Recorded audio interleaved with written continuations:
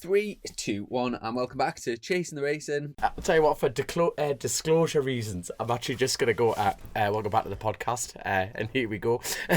But the housekeeping element, let's go straight into it. Thank you so much to OMG Racing, Bennetts and JCT Truck and Trailer Hire. But we also have the individual sponsors, and that is now Grace gave us a briefing here, so I need to get this right.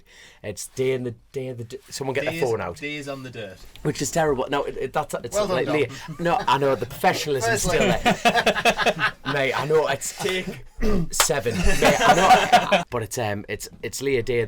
It's when you know someone as well, like Leah, who was actually a part of the Bennetts family, and she works for Indian. She works for Royal Enfield now. Yeah, Royal Enfield. Thank you very much. I sometimes see a million about in the office. Yeah, and no, she's got her own business set up with a partner. But what they do is female only track experiences, but not like tarmac. It's all like flat tracking. Like Leah she was professional level. Yeah, Leah was an absolute doer on flat track. She rode for Indian motorcycles, didn't she, in America?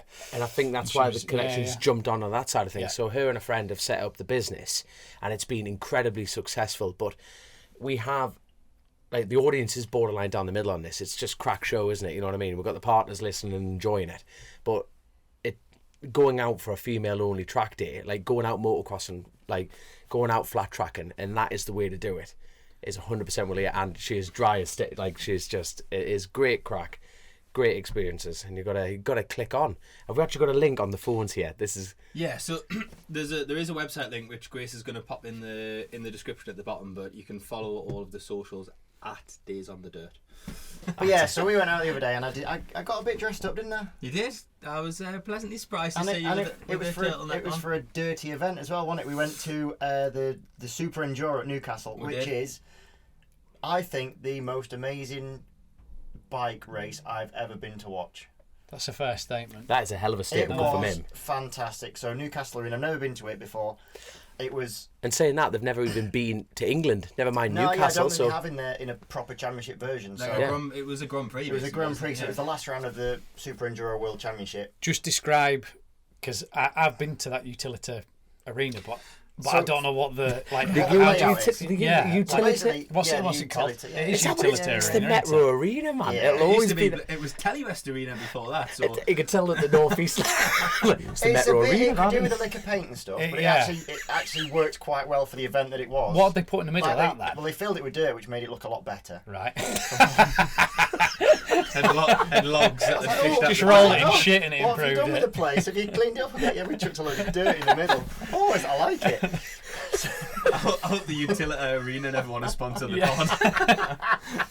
Or Christian. Yeah, I'll take that back quick. So they could just cover the inside with like logs and like truck tires. Truck tires and like there was loads of like concrete like drainage bits and just stuff, basically stuff that's really hard to ride over. And they make like a bit of a supercross style shape to the track, so it was like 4 lanes just back and forth, and it was just fucking mint. The reason the racing was so good, one, obviously we've got basically the top 5 riders in it were British, really. Yeah. So the guy that won the junior world championship, I think it's under 21, but I might be wrong. One of the 2 Brightmore brothers, he won it the year after his brother had won it. So that's 2 junior world championships from the same family. So that was cool as. And then for the main world championship, it was 2 lads that are pretty local to us anyway. It was Billy Bolt, who's obviously a big fan of this pod, or been on it a couple of times, and John Walker, who's only across the country in like Cumbria way. So he's a Cumbrian lad, is he? I think he's across that way. Do you know? He's Andorra now, like. But they're all in bloody Andorra. A bit of coin, and then they're away. When are you moving? Bye bye Penrith. Hello Andorra. So.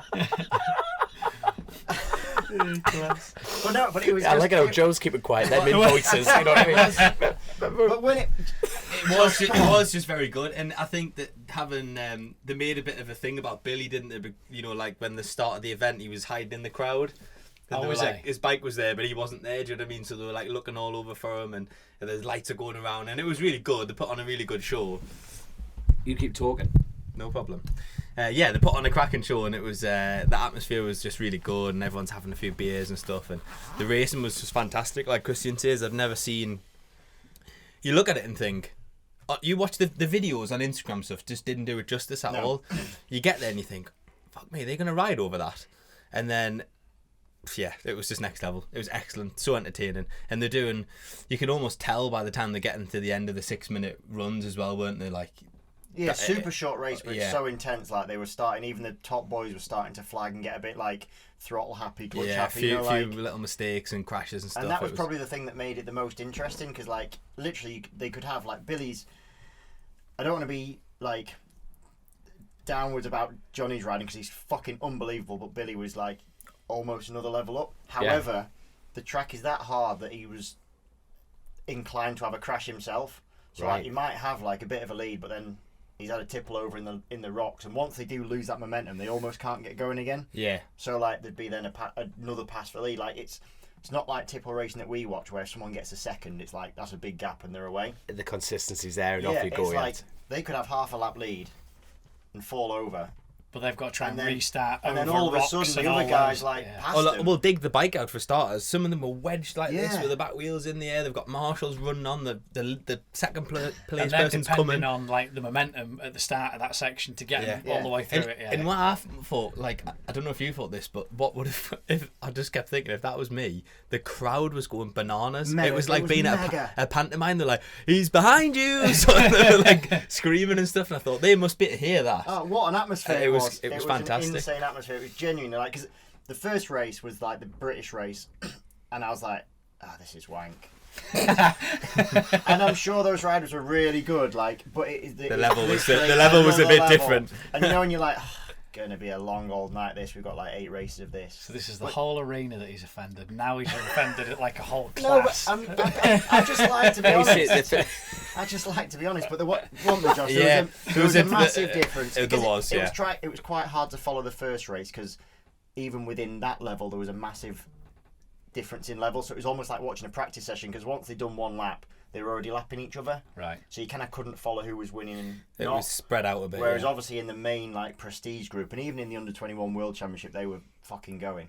So it was like it was proper racing. Yeah, like I was absolutely buzzing off it. So what a mega event to have up. He was that excited. He jumped on the track after. Yeah, full track invasion. Full turtleneck. The wife was the one that wanted to do the track invasion. So Johnny Walker had organised us tickets as a thank you because we had him down and his missus down to Alton, and then we jumped the fence that Nicola wanted to do, but the other side was a bit further down. So she went full belly flop over the fence. But it was mega. And before what we haven't mentioned is, I found something that he's shit at. Go on then. So before we went to watch the SuperEnduro, we went bowling.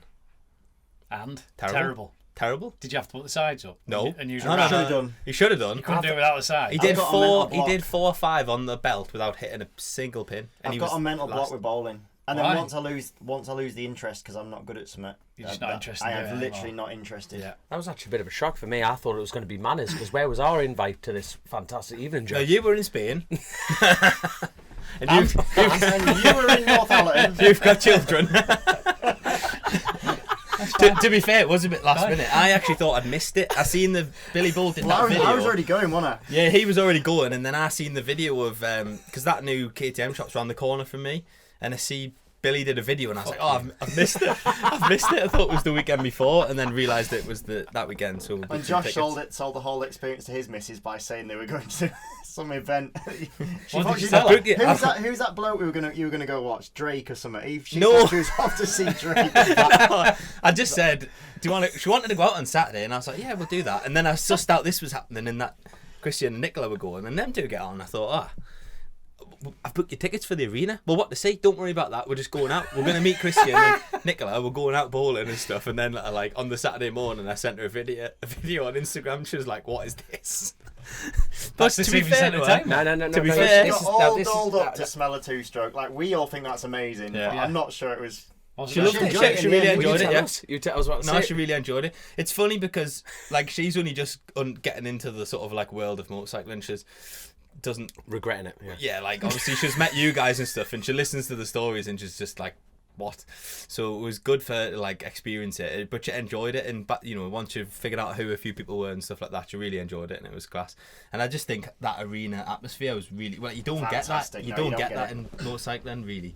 It was really good. So yeah, we enjoyed that. They have got another event coming up in 10th of August. 10th of August. So at the arena, it's like it's like a Day of Champions thing, I want isn't to put it? it out there because I do want. It was for me. I thought it was just mint to see that arena sold out for a motorcycling event. Because you think that's quite a risky thing, to take on an event and the numbers have to work. Yeah. I just thought that's. Was it fully packed out? It was, it was very, you couldn't very buy near, a ticket. like, There wasn't empty seats. It was totally sold out. You couldn't buy any more tickets for it. So I'm like, it's nice to just put out the fact that they're coming back. So it's not for the World Championship. It is like a champion of champions. So they're going to get like all the different enduro categories of which there is quite a few, but they're basically going to do the same thing but with a few different riders. Yeah, I think it's good because they kept saying, or they kept calling it, and I mean they're sort of joking when they say this, but they were saying like the home of SuperEnduro in the UK, which I thought was really cool for the Northeast as well. I mean, you've got a few motocross shops and things very near to that arena, like literally in the next road as well. You got a Honda dealer, Triumph dealer, and then you've got Bike Sport and stuff on Westgate Road. It was like really cool. I just thought it was class for the area, and I think there's as far as the Northeast goes, we're not, especially like in our discipline, like on the short circuits, we're not known. You know what I mean? We don't have a big following. Here, is there? There is nothing. We've got Croft, which doesn't have an event really, apart from like the one trophy they have a year. Yeah, they have a the Northeast local club, BSB rounds, Knockhill. But then you think Even that's not local, is it? Nah, It's as not near at as all. Donington's probably closer, yeah. They are, but they have the motocross element, which is when you think, it's 3-4 times bigger, because it's more accessible, isn't it? Yeah. And everyone, most of our stories on Chasin the Racin come from motocross, don't they? I did motocross this and build up. Yeah. But they have, like you say, to be titled as the home of hard enduro. It was Billy just- Bolt doing it. it was That's class. cool. With That Billy, mind, with innit? Johnny not far away, like it is. And so Billy only had to qualify on pole basically, so they do like a super pole lap. And Which you get points for. Yeah. I was wondering how that worked. Yeah. If he qualified on pole, basically he'd won the world championship, Right. which obviously he did, and it was like amazing. The atmosphere was just class. But it was kind of weird because within Where's Fathom? We'd been there 5 minutes. Within in, 5 Billy minutes of won. us being there, Billy Bolt goes and wins the world championship. So it's kind of like it's almost like a. It was but it was class. Yeah, you're though. like whoa, wow, wow. And he's like ghosted his bike off the berm. Yeah, and it was he's funny. like covered in champagne within 5 minutes of doing he's done one lap, he's done like a 30-second lap, Yeah. and that's it. Like he stinks of champagne and everything, which I'm sure is cool as. But then it was like right, Yeah. now it's for the time night to race. show. Yeah. I tell you what was good though is Jersey. Just shows like your Billy Bolt, Red Bull athlete. Husqvarna, a huge brand, and everything like that. And he had an Newcastle. Alan Shearer replica husky top. That's cool. And I'm like, that is just obviously for being up here. I think that is class. He is at home, world champ. It was perfect, absolutely bang on from. Yeah. Absolutely There was perfect. one So, regret of the evening for me that we didn't suss out where the party was after. I thought I was going to say the turtleneck. Now the turtleneck, yeah. Didn't suss I out where can't the believe party he's was clashing after. that. I was a bit gutted about that. That's the only went time home. he's got fashion envy off me. He was like, I was proud of you, mate. I wasn't envious. Don't worry. Have you got a turtleneck? ouch. I tried, lad. I'm only joking. I tried. Would you want it if you weren't going with him? Oh, no, that is the Would you question of the want pod. the turtleneck if you Because weren't going with Nicola him? made him wear it, I'm sure. Or did you No, think? I pulled it out of the bottom of my drawer. I found it. I'm like, Yeah, ooh, put look the at this. dust off it there. Josh will like that. He'll Oh, respect class. me for wearing a turtleneck. Oh, brilliant. No, it was good laugh. Would you wear a turtleneck? No. And Oh, actually, Josh it was Corner? quite cold in the arena, so it was very kept you warm. good. Yes, my So neck, practical. my neck was lovely and tell you- toasty. Thank you. I tell you one thing, if you It listen, was like a scarf I can't lose. Hey, Christ. The If, jumper salesman. On the new merch that Grace is asking us to push, by the way, is the Christian in limited edition turtleneck. yes. Oh, please can we do one of them? That would be so funny. The snoot, like she's actually bringing out snoods. We should just get a Christian in one. You know what I mean? Yeah. The scarf you can't, Can't lose, yeah. Absolutely love it. But I tell you what, as you can tell, this is like a full catch-up pod, and I was over at Christian, so I travelled up from Spain yesterday. I was awake for 41 hours. And I'm not even like, I just clocked it. I don't know why. Mind you, the 4 Red Bulls would have helped on that situation. I'm caffeine sensitive, as you know, regardless. But you have a few quick shifter coffee bags in the van with you. Oh mate, didn't have time to make a quick shift of coffee. He just ate it neat. He was just spooning Just, it in. just eating the beans like they were bags of crisps. It was like a nicotine bag. Don't know if we can endorse that. I think you have to edit that one out. Hey, we're chasing the race and we can do it. But I wish I did. I think that's a good advert for them, actually. Should we just rack a few lines out? No, mate, we'll just change the subject. That's intensity 9. But no, it's like, this is like drove up, being a Christians today. No, that is class, that, mate. Trimmy bush, didn't you, lad? I did come round a trimmer's bush, and then we got talking about. I'm still half asleep here, but we just. By the way, he's very good at his job. At his other job. Oh no, I've had him before trimming well, not mine. He trimmed my neighbour's bush. Oh. Yeah. And then I did a lot. There's a lot of sexual innuendos with my job there. Even Joe's just judging us all tonight. Turtleneck. I'm just taking it all in. I'm just taking it all in. Well, no, like, if you don't make it a racing, you've got a career. You'll do all right with your job. Unfortunately, I'm better at cutting trees, but there you go. But it's no, so like travelled up last night, absolutely blowing out my gasket. But it's in this like perfect opportunity, and we were trying to get a guest lined up, and this is just mate. We were just talking about how exciting it is just to sit down again, and like the catch-ups. It's podcasting at its best, in my opinion. No, we just get to have the full slaver on, and then we've had the catch-up with you at the moment, but you've been out testing the job. You've got some exciting news, but I feel like this is a perfect opportunity to get in Joe's new news. No, let's go back to Christian because he's been on a bike. Well, hold No. on. And you've been on a bike. I've got news. We've all got I news even missed here. the last catch-up because I had the proper shits. You were poorly. I was really, really poorly last time. I So bet- I missed it. It was like Christmas time, wasn't it? Was it? Did Toby give you Jeez. it? Because kids just bring Yeah, home all of the course. desserts, Yeah. the diseases, don't Desserts. I wish you brought home the Desserts. desserts. Susan there I'm eating going to say, desserts. why are you bringing all the diseases? You're supposed to bring desserts, Joe says. Just bring diseases home, don't they? Horrible. Come on, what's your news? Come on, let's go. Hey, Joe, let's go with Let's you. go, Joe. Come on, let's set the scene here. Come on. Well, I've got my ride confirmed in World Endurance on the Bennetts again. Hey. Yeah. Outstanding. Have they got normal forks yet? No. Oh. I'm over the moon with it. I'm really happy. Because it's where I want it to be again. Because the only reason I'd want to go back to racing is to have the crack and enjoy myself. And I enjoy myself with them boys. They're fucking brilliant. They're mega. Just a big family, good crack. Like, number one is enjoy yourself, but then with that they do take the racing seriously as well. So for me it's mega. So It does look like a cool project to be involved in. It's just that sort of like, it's not it's just different, isn't it? Yeah. It just looks different as well. And the thing is that I'm never going to be in BSB, so I accept that, and it's fine. I'm cool with that. So I want to do something where I can ride the bike and still feel like I'm getting some enjoyment from it. And I get on with the lads, my 2 teammates, Ludo and Gabby. They're fucking just proper sound lads, even for French lads. It's not fair to say you wouldn't be in BSB because of ability, though. Like circumstances, maybe, but not ability. Like I've been out on track with you. It's not because of ability. And you are in a World Championship series, basically, though. Say that I think I'd. Josh is. Yeah. Josh, that's a very nice thing to say. That I appreciate. What's your role within the team? Are you going to get to do some main races, or are you? This is the thing. You do like rotation, because sometimes some of them do that. Don't The they? game's changed. Yeah, well, they've changed for World Endurance this year. For the stock teams, you can run 4 riders in the race. Oh man! So traditionally, it was 3 riders. Yeah, and you had your reserve rider, and the reserve's there if the shit is the fan. But stock, I think someone at the FIM must have just been taking a shit and thought, oh, let's put Lown to run all 4 in stock. Why not? Because Superbikes still have to run 3. Yeah. But stock now you can run 4. But we're experimental class, and they've said that we can only run 3. You just did a give and take away to me. Why do that? But our qualifying times are done against the stock bikes. Right. So it doesn't make sense for us to then have the think 3 it might rider. change? So at the minute the team are talking with the FIM to try and get the rule overturned because Because it it's doesn't only make usually any about sense. 3 or 4 experimentals anyway, isn't there? That's it. So it doesn't really affect them. So they may as well as allow us to run the same. Better, But also, do you know what? I'm going to try and have a bit of self-confidence. Good lad. They haven't confirmed the fourth rider yet, so they're going to test someone out of IDM.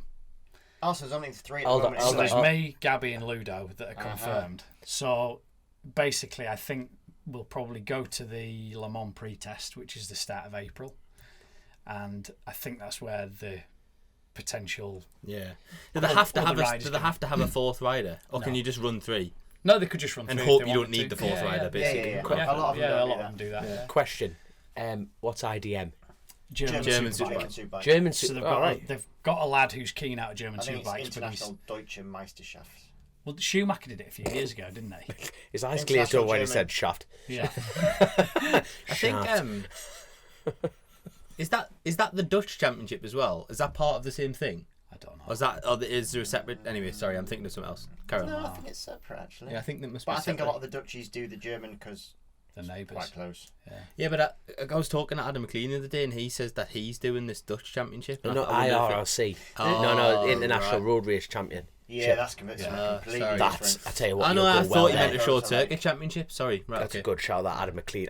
I'm excited for him. It's going to be a hell of an experience. Got He's got a young family, and obviously the Irish scene, which we'll talk about like later on in the podcast. But he's made the move and he's made the correct one at the moment. So that's a road race. Sorry, when I spoke to him, it was a bit hurried, but I assumed he meant a short circuit No. alongside because he's doing some TT Yeah, so stuff. that IRRC, it's like they're kind of between a short circuit and a road. They're not like full road stuff. It's like places like Hengelo and things like 4 that. or Where 5 it's kind mile of like road circuit. Oh, they're yeah, proper. they're like They're real mate. fast road circuits, but with like It's less lampposts. They're a little bit and- more Yeah, open.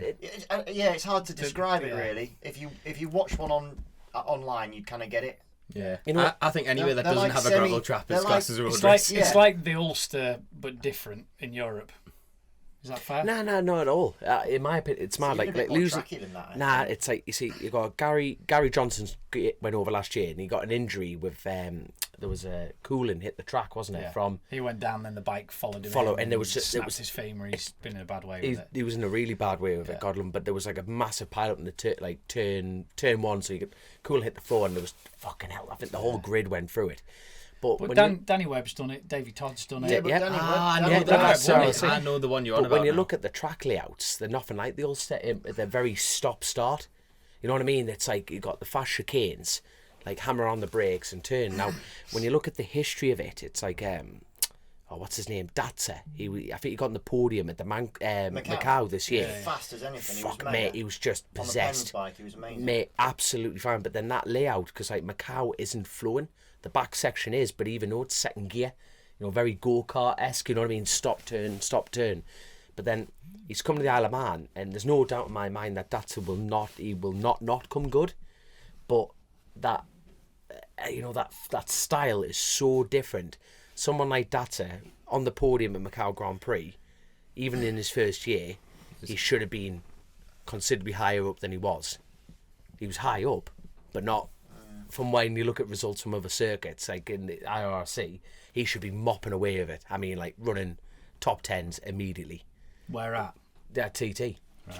You know what I mean? Yeah, For- but TT did he ride very, at the T? very Did he ride at the different. TT Yeah. this that's, year? no, but even so, you get that similarity But the between tracks. IRRC is more like an Eastern European type Yeah. series. Got you. but it you know, looks like- class. I've seen But the one Danny you- Webb, I'm sure that Danny Webb stopped doing it because there was like some old lass coming the wrong way in a car, and he just said, "I'm not doing it anymore." I'm sure there was some story like that. Oh, really? Yeah, I think they're a bit like rogue. Oh, God. I know. But over there, it's proper, like, you know, it's let's shut the road, put some hair bales out. It's like, it's just like England's full of wet wipes and feelings and shit, man. You can't even flush a wet wipe. Yeah, That's but how you bad kinda it is don't now. want flipping Doris going to the post office halfway through a race. No, do but the you? mad thing is, I'm the with you local. on I'm not. that. No, I agree. No, I agree with that in the same breath. But the locals, if like, Do you know It's now got an you old said school- that, it's got an I old do school remember feel. you It's got an old talking school to Danny feel. No, but there was about rugby this, Some kind tackler. of story You know what I like mean? that, and I'm sure he just parked Yeah. it up and went, "Nah, you're all right." Yeah, I do remember vague. That jogs something in my mind. That. But anyway, Yeah. Sorry, World Endurance. Yeah. Totally. Oh, so there's 4 rounds, the usual 4. Yeah, usual four. Spa, Boldor, Suzuka, and Le Mans. Le Mans. Yeah, you did them in a different order. I know, I Yeah, didn't- completely. Not in any oh, order. no, hey, mate, I'm impressed. He did all of them. Never Well, mind. Spas- Not the Four, order. remember I can't, 4. mate. Goodness, I've sat here listening to it. And I can't remember any of them. Spa's not a 24-hour this year. What? Why? Ah, it's Eh? the darkness issue. They've brought it down to 8 hours, I think. or it might be a that's 12-hour, rubbish. which is shit because it's arguably the best track on the calendar. So There's no argument it is the best track on the calendar, which is quite impressive given that you've got Suzuka in there as well. Yeah. What, darkness? So, like, last year was the first time they've run Spa as a World Endurance, and there was big talk about, it sounds daft, but how dark it gets when it gets dark. No light Wait, pollution you're out in the hills up there. There's no light pollution, you're in the middle of a forest. It's and class. because it's like 6.5 kilometres long or whatever it is, they haven't got the and they did ability to light it. And when we went last year, actually the lights were worse because they were so sporadic. It was like when you went through them, you could see the bit of light, and then it made the dark bits darker. If that makes sense. Yes. Adjustment Your on eyes- the yes. They So go it through was tunnels, nearly yeah. impossible. You'd like there would be like it wasn't a spotlight. It was like a street lamp, but when you go in the speed you're going, it was as if it was just on such a small Tiny bit of patch, track, and yeah. literally beyond it was like you were going into a black hole. You might as well have been going off a cliff or anything because you couldn't see a thing, could you? But they did a like a circuit test a couple of months before, didn't they? And they took Gintoli and Foray and like Karel Hanneke, and they said, right, this is the lighting, and all of them went, No this chance. is not happening. We are not riding on this. So, because you were the fourth for cert, weren't you? Yeah, I got involved in all these conversations. So- I'm not even riding. But when you went for the race weekend, that apparently was 10 times better than what they'd initially done and said, yeah, that'll be all right, won't it? And the guys had just been like, fuck no. So obviously conversations have happened. They said we're not going to do a Just night a race. We'll daytime just do race. the daytime race there now. I see. So yeah, hopefully if we do the pre-test and I'm up to scratch and up to speed, they'll give me. You will be. They'll give me the position. That's So, nice. I go testing next week. That's cool. Now, Where are you going? POW, which most people won't have heard of. It's down. is that in next to Cat? Is that the video Guntoli put on the other day? Is it a Dunlop track? I don't know. Is it Gab, Pow or Gab, Poe? it's near Toulouse. Or Toulouse? Toulouse. It's probably not pronounced POW. Is it? I'm making you change. So how did the pit? So is it? You know when you were the fourth rider for the Suzuki team, Yeah, were you, to be blunt, were you the slowest out of them three? yeah, it was. Yeah. But so if I was quicker, I still wouldn't have been picked. No. that In was my in question. my team, I don't know how it works in other teams, but certainly in when I was with Cert, if I was the quickest by 5 seconds, I still highly doubt they would have put me in because that's not how it's done. No, Yeah. and is that the same for you lot? To be blunt. Yeah, generally, yeah. Yeah, so- but as far as I know, that decision hasn't been made because Yeah. this IDM guy's kind of an unknown entity. I think he's fast, so they're expecting him to be. Yeah, going testing before the season's very different to I was brought in as a fourth, so fourth is fourth. Yeah. Whereas I guess what Joe's about to do is almost be like a Decide what's happening. a bit of a See like, where right, we well, who have we got? And, Yeah. and it's not just about speed, is it? It's about like, can you keep it up? And are you going to flip in, Consistency. throw it up the road? Are you Yeah. going to like, do you ping the limiter when you're riding? Do you? It's you know, funny. daft stuff like that. I got a message from Manu, the team owner, and he said, "This is the offer. This is what I can give you as an opportunity at the minute. This is the situation that's going on. The worst case I can give you is the fourth. Is that it's something you're interested in?" And I just said, "Yeah, I want to be involved. I love the project. I love what you're doing. All I can do is prove to you that I'm worth putting in the 3. Yeah. And I said, I don't know how I'm going to do that, but I'm training my bollocks off, which I am. I'm eating properly. I'm more committed than I've ever been, which is daft. And I think you've just done your bit in fast bikes, haven't you? And you start off by saying about you've had another birthday, and you're not saying it's the end, but you're just conscious of it, aren't you? You know it's there. 100%. And I think that's where I'm at. I'm sat thinking I'm 35 this year. You old fucker. The window closes, doesn't it, though? It does. And Every year's a year less. yeah, absolutely. No matter how you look at it. Yeah. No matter if you're 18 or. But I wish I was 38. this fucking committed when I was 25. Fuck, I wish I was this committed when or not committed isn't the right word because I was committed to it, but Focused. yeah, focused. Yeah, but you almost like I've been talking about this a lot recently as well. You don't know what you don't know. No, you Then, don't. No. So like, I like that. You look back and I think, Don't you wish you could have talked to yourself? yeah, Give yourself a I wish shout? I knew. Yeah, but what you're- I you're- do But now. then do you think it would have worked? Like literally, we were just having dinner, and when I was racing Supermoto, I used to get absolutely shit-faced regularly, and I was so fast. Yeah.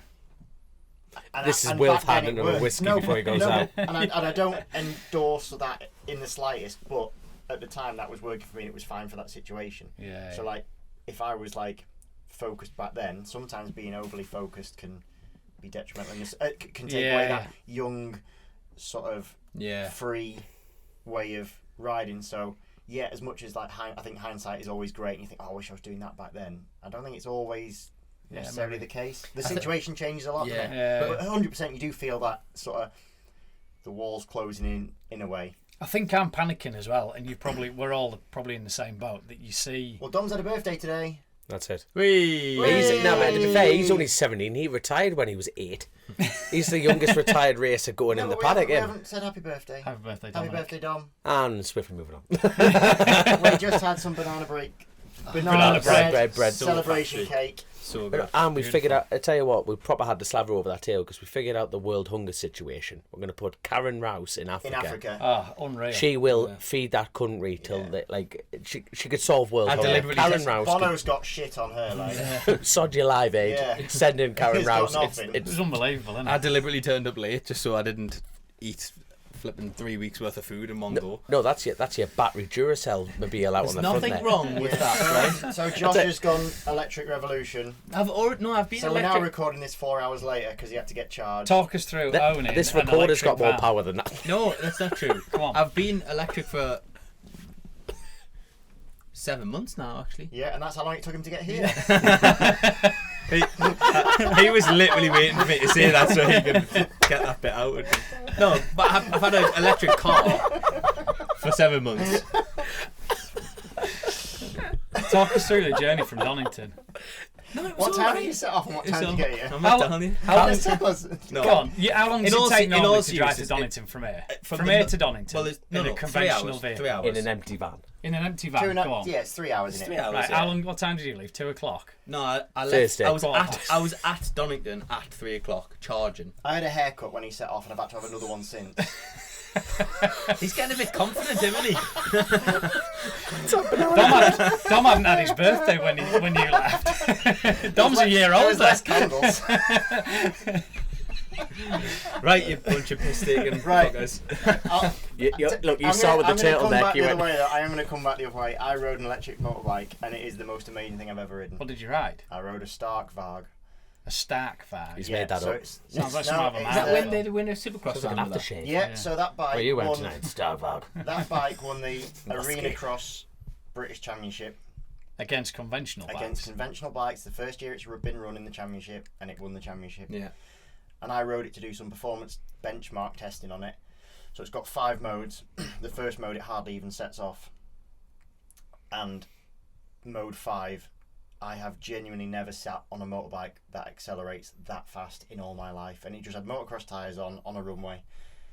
And it pulls as hard when it gets to 80 mile an hour as it does from 0 to...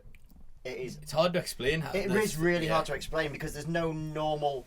We're so used to riding engines and the power curve, the way the power curve rolls. Yeah.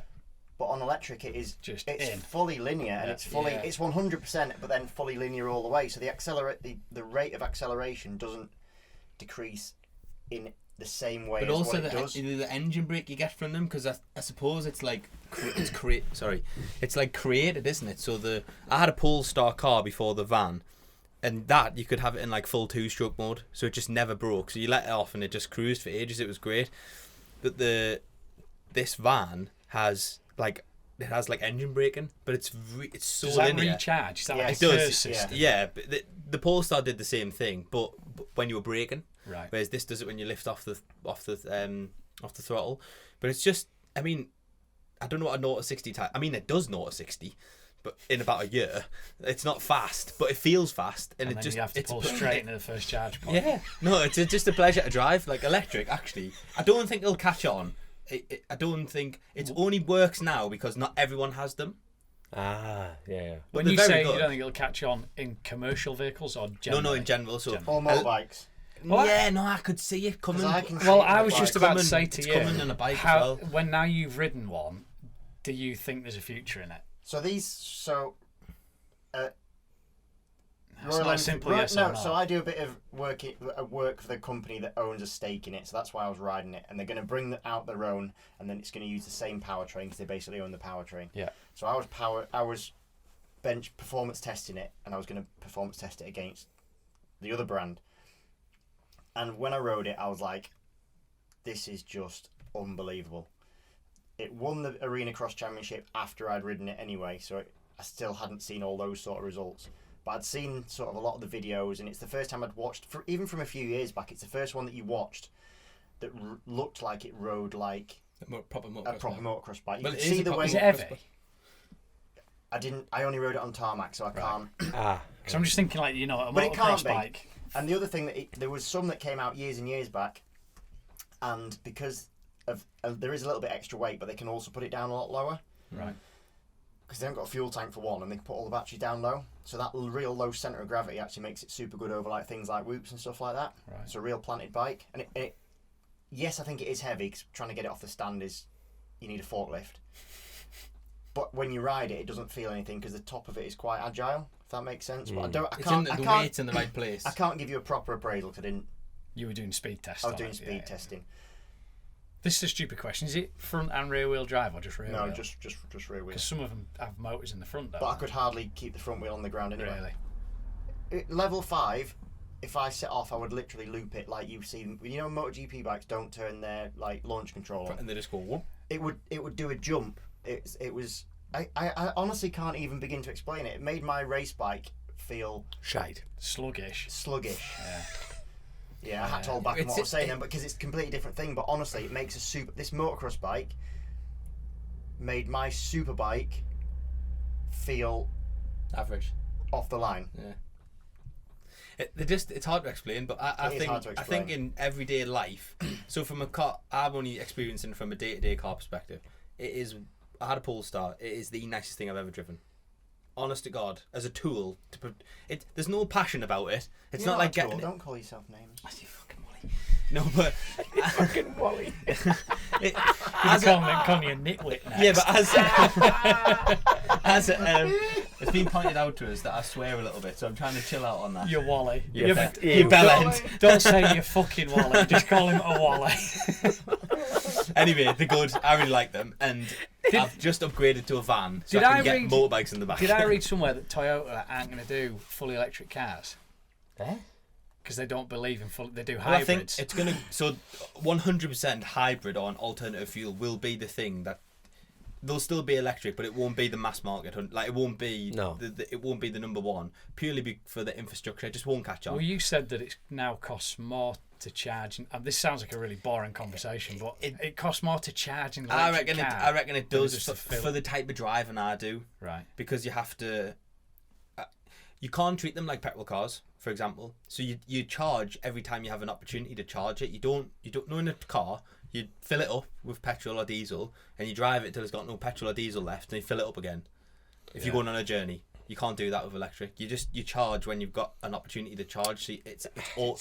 That's just absolute. No, but it does work. It's hard to explain, but it does work. I was sold on it straight as soon as I rode it. I'm like, I need one of these. Like Ducati have now brought a motocross bike out, so clearly now I need one of those. No, that 450 is gorgeous. Beautiful. It's not electric, by the way. It's a proper I need to at least renew my contract till next year when they're on general release. So I just need to go fast for at least one more year. This brings us nicely into you discussing your plans. What are they? No, but we haven't. On the podcast, you haven't discussed what you're doing for 2024. Oh, same as before. So, tell us well about it. Where have you just been? Sold, son. Where have you just been? I've just been out to Españolo to do a bit of riding. Now that is interesting. I do want to talk about that because when me and Chrissy were first having you on the show and you were taking the piss, you and Joe were taking the full piss out of each other. We're like standing co-hosts, and now you're officially you know what I mean? No, but like when we first had you on, you were talking about motocross riding. You know what I mean? Just keeping yourself sharp. The fitness element of it. Yeah. And you were probably staying away. Well, you weren't making the outright decision to go, let's go do Spanish testing. Mm-hmm. Let's get a track bike. Let's get a practice bike. Let's go do this. And then you were turning up at British straight on the pace. You were like at the front. Worked. And it worked. It massively worked. So why the change? What have you changed as well? Yeah. Because you've changed a few things, haven't you? What, within the team and stuff? No, for your preparation. No, well, just to do with firstly, to touch on like the going and doing my own thing abroad is more the situation we've been forced into. So the championship has always had like limited testing before the season, but it's never been as limited as what we're doing this year. So this year we literally have the first time I can ride the race bike is the Donington test, in a couple of weeks, which is 2 weeks before. Not even, it's less than 2 weeks before the first. Oh no, it is 2 weeks before the first round. So, Bloody hell. and then it's open. You can have 12 days throughout the year. So they can say, well, basically you can ride every day before the first round. So you could get in your 12 days before then, but everyone has to go straight to Spain. So it is literally you ride at Donington, which is a mixed in. I haven't had the schedule through for it yet, but that is not that we're just there on our own. It's a full BSB. It's going to be like support classes. It's going to be with everyone there, so we'll get maybe 3 40-minute sessions a day. So you're going to turn up to Spain with 2 hours of riding under your belt, 2.5 hours if it all goes well. Yeah. Then we test in Spain on the Tuesday, Wednesday, and part of Thursday if we want it, and then we race Saturday, Sunday. So there's never been ever that I know of a BSB series where the amount of pre-season testing you can do is so succinct and so tight, and also so close to the start of the year. So I just felt this year I need to be. Is that because of the Navarra element?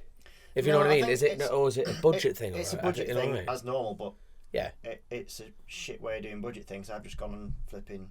You've had to buy your own savings on a bike to get around the budget thing. Yeah. So you bought a V2. Yeah, so I bought a V2. So again, there was a bit of method in the madness with the V2. So when I first rode for Ducati, I got lent a V4, and I did the Spain thing, and I did a lot of it that year. All right. Yeah, I've done it before. Right. But that year, How long ago was that? Sorry. So that was when I first signed for PBM, so 2020. All right. Oh, so like, just the way you said that was almost like I did that in like 18 or something. No, you know what I mean? It's 20. like and I went there on a V4S. On a road bike. It was a bit more than a road bike. It wasn't quite a stocker. It wasn't quite a road bike. Yeah. Like a hybrid thing. Hybrid-y. Track day bike. Yeah. It was a good track bike. Yeah. But I did that much riding on it because I went and spent like a month and a half in Spain, that when they turned up with a race bike to literally the same track I did Monte Blanco, and then the first test was at Monte Blanco, I was like, my race bike felt horrendous.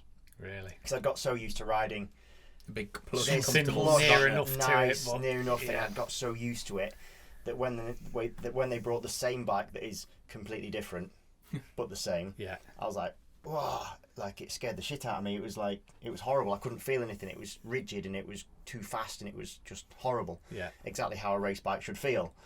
But I didn't like it. Yeah. So like the thinking behind getting a V2 was like, okay, it's still a Ducati. It's still going to have the DNA and the sensation of a Ducati, but hopefully it'll be different enough that I can separate my brain. You're still going to have to between use riding torque it and ride it like a Ducati, but Because the other thing is I've run it on Bridgestones. I saw that, That's in that, So, what's the madness with that? Again, I was thinking. They were free, probably. No. Hey, they really weren't. So Bridgestones aren't often free, are they? Although I did, to be fair, I will put a little shout out. FWR did give me a good deal, and they are very good at supplying tyres. Literally the very next day, they were there at Wilf's, ready to be shipped out because I was last minute. So, thumbs up for that one. I just thought, I know how Pirellis do not last. I knew my budget was tight-ish. And I also knew that I wanted to go and work on me riding and not have to like keep having to throw tyres at it because they were going off or, just becoming unrideable or unsafe. Unsafe probably not the right word, but they just get to a point where they go like... But you're not going to learn anymore. Like, you're just riding around on it. So I was like, right, I'll just put bridges on it. And I was unsure, am I doing the right thing with the V2?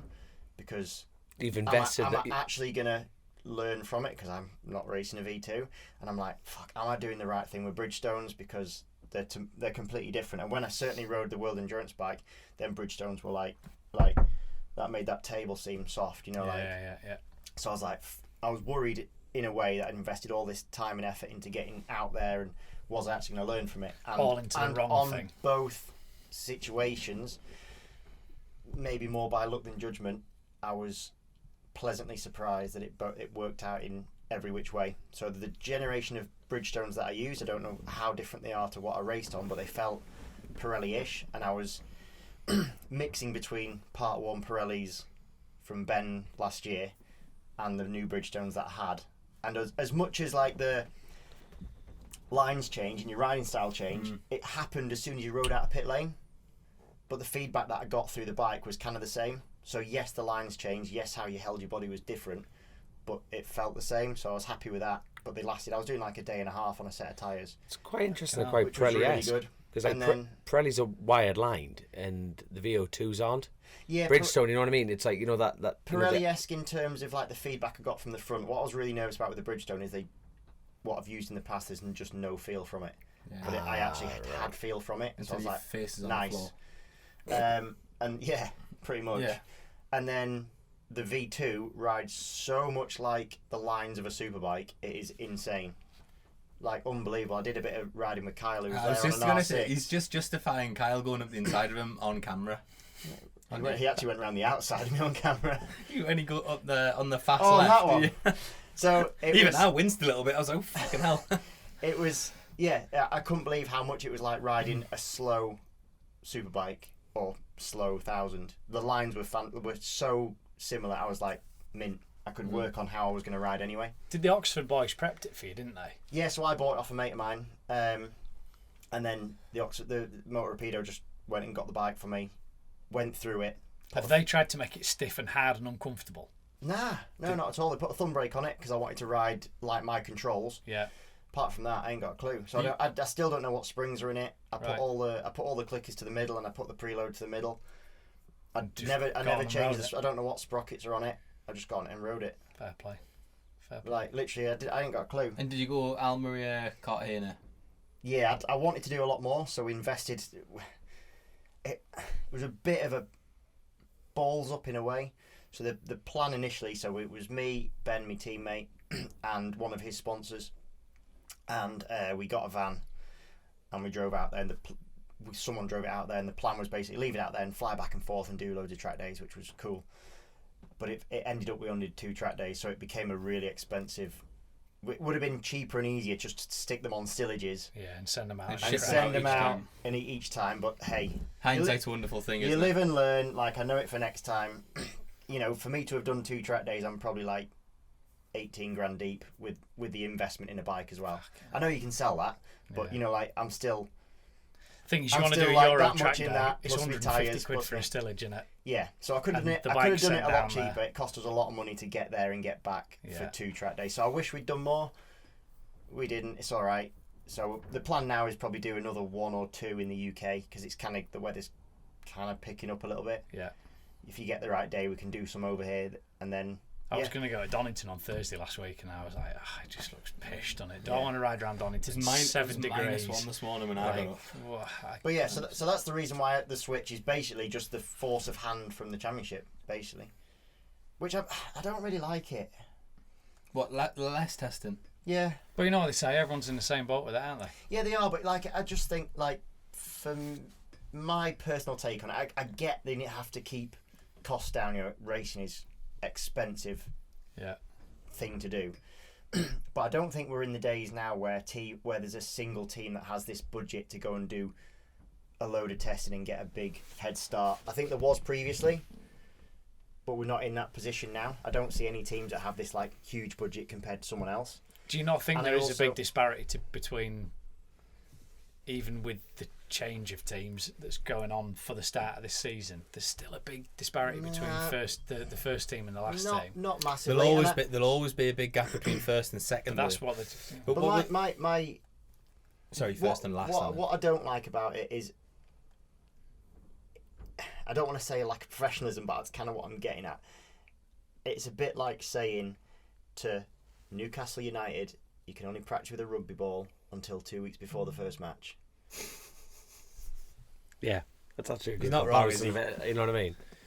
I get it. But go on, Joe. Go on. Why? No. I can't ride the same bike. I can't go out and refine. The team can't go and refine. Yeah. Is that not a benefit for you? No, because a lot of lads are staying on the same bikes. Yeah, 100%. It's a benefit for those that are staying with the same setup, same everything. It's the same for everyone. I totally get that. If we all just did no practicing and just went racing, it's the same for everyone. So the rules are the same for everyone. It's always fair in that respect. But I just think as a professionalism side of things, I suppose if they're going to try, we're the pinnacle. Supposedly, we're sat here trying to tell the organisers how it should be done, and they've got a reason. I'm not telling you how to do something.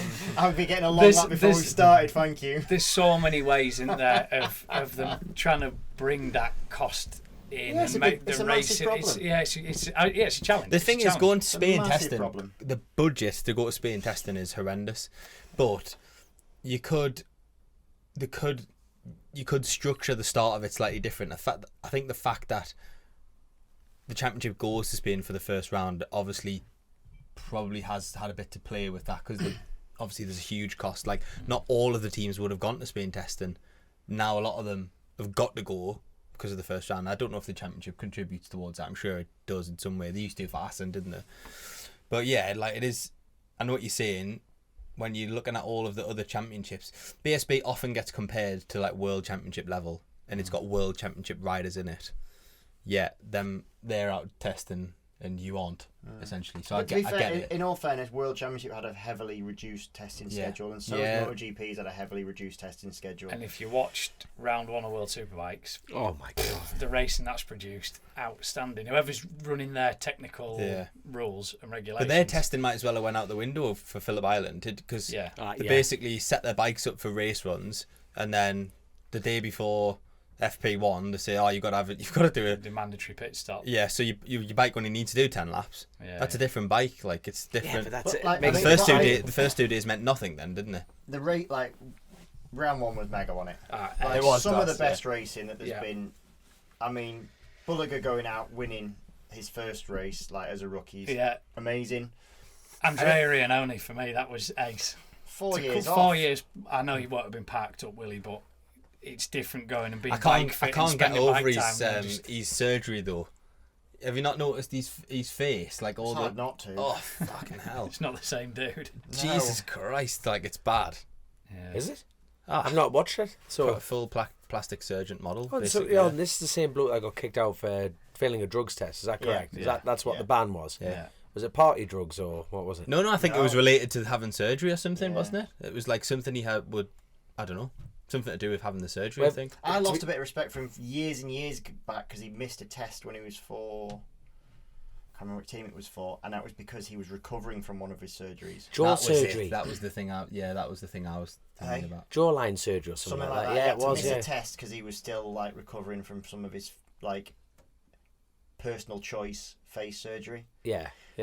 But that guy can ride a bike. It doesn't matter if he looks like a melted candle or not. Yeah, he can fucking pedal a motorcycle. Yeah, and you know what's funny is actually he's still got his 4 years ago riding style, which is very different to the others. But he was totally making it work. He was a bit more upright to everybody else, But he's been in Grand Prix for so long, hasn't he? Yeah, like, in a way, it's almost. Is it great or is it bad? You're talking about it's perfect it timing. almost shouldn't happen in a way. But he did do a lot of riding though, didn't he? Like, I don't think he's been stopped, but there's a big difference between riding and racing. Yeah. But then also, like, he's gone in there with no kind of preconceptions, has he? He's not got anything to compare to. He wouldn't have raced Superbike before, do you know what I mean? No. So he's just done all this practicing and got ready for it. And like you were saying before, actually a lot of racing's in your mind anyway, isn't it? In your head, isn't it? So he's probably walked in there knowing a lot, feeling confident, and I mean, and got something to prove as well. Do you know what I mean? Phillip Island itself is quite an anomaly of a track. It's almost like if BSB went to Thruxton for round 1, it would be like, okay, we've got through that. Now let's go to the normal tracks. Yeah. You know, you especially had that tyre situation there. You had like, it's just a different sort of circuit. But we did have some. I was going to say weird results and then say Alex winning. That's not weird. Alex winning was unbelievable. Oh my absolutely God. incredible. I was going to say someone else first, but we'll go Alex. Like, just wow. Yeah, class.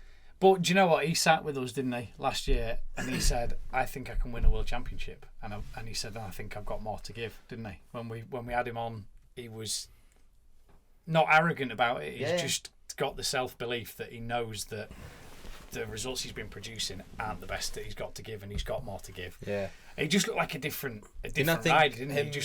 I think it was ace. His position in the teams probably changed a little bit about it for him as well. Well, I wonder if they've changed in the way they're working with him as well, because I think he has a new crew chief now, doesn't he? He has a different gone crew to chief. Johnny's old crew chief. Yeah, he's working. He's got Perariba now, Well, he was saying before that a lot of the Kawasaki, the way that they worked was built around what Johnny does. Johnny's always done this, so this is what you do. So if you want to go and borrow a stocker to go and ride around Cadwell, it's not happening. You're not doing track days on stockers. It's not happening. Johnny never does it. It doesn't work for him, so that's not how it's going to work. And I wonder with him moving away, he's opening up the door. It's a case of, right, well, I'm top dog now. Yeah. So, because Bassani's his teammate. Bassani's his teammate. Yeah. He was not bad, but didn't really set the world He was alight. off the boil, that's fair to say, isn't it? Yeah, in but comparison. like... But it's going to be different.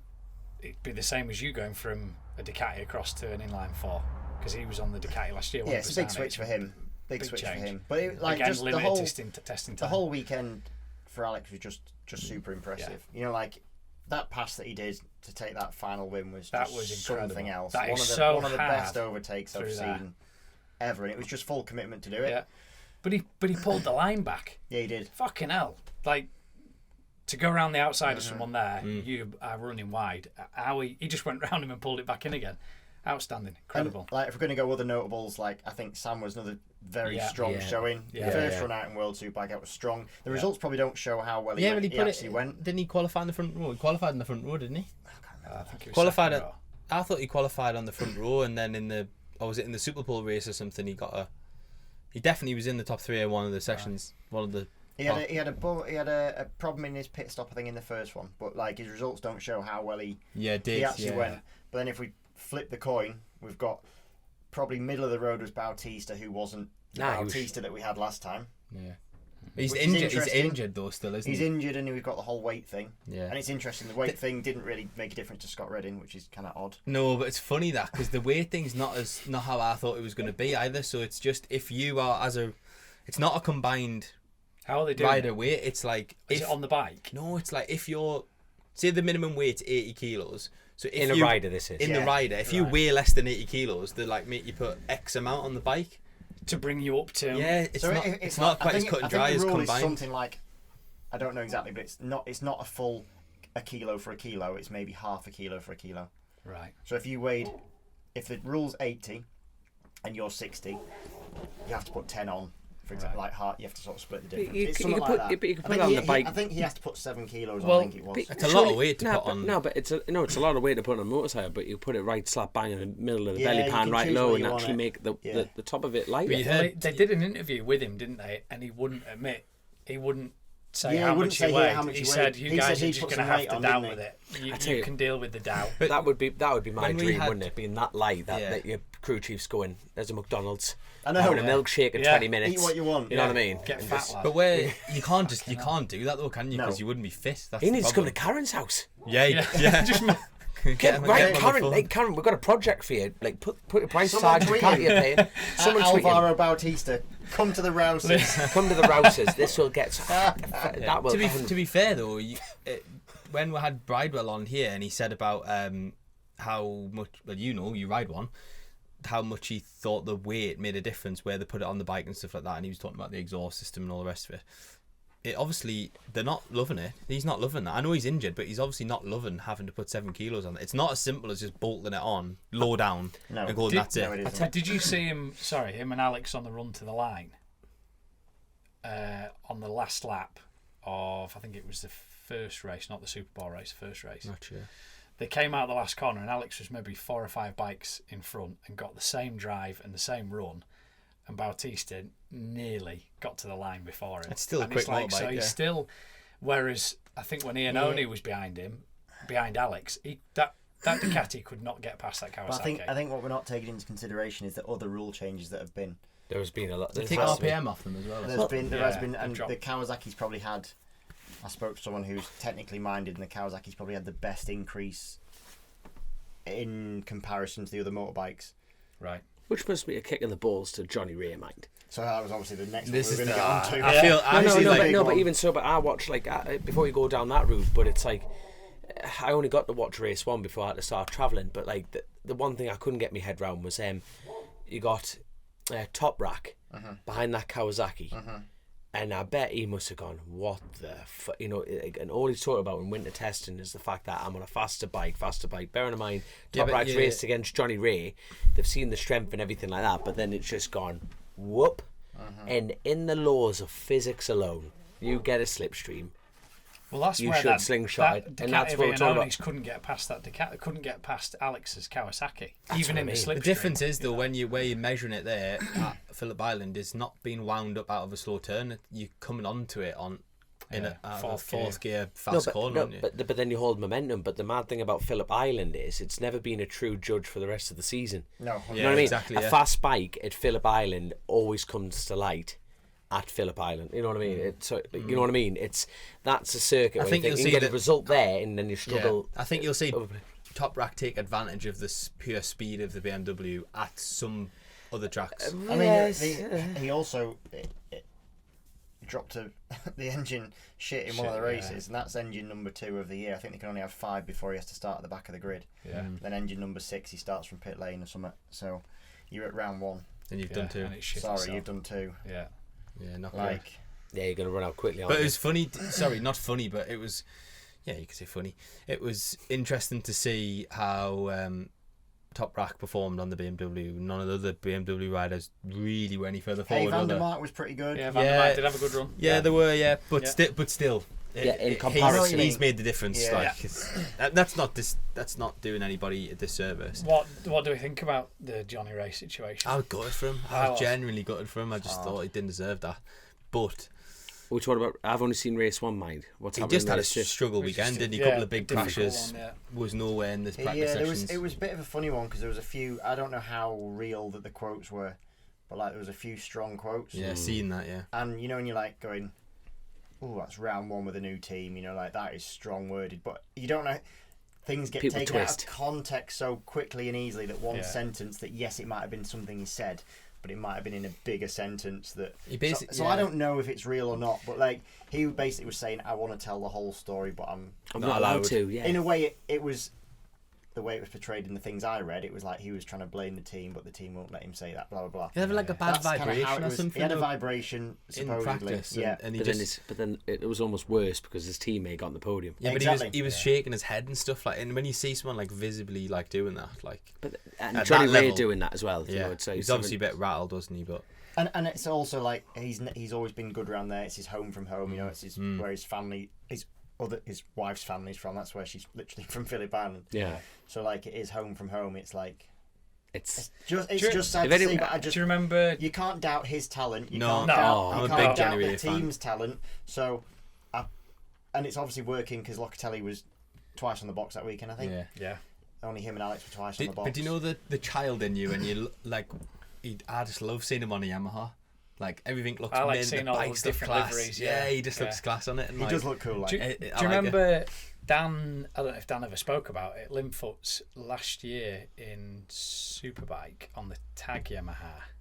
He struggled with chatter all year, and they did everything they could to completely rebuild that bike front to back. I remember it. It went. I think McCams had a look at it. They reframed it. They had it tested and straightened, and Dan had chatter that he couldn't get on with. Nobody else experienced it, but Dan had this issue with the chatter.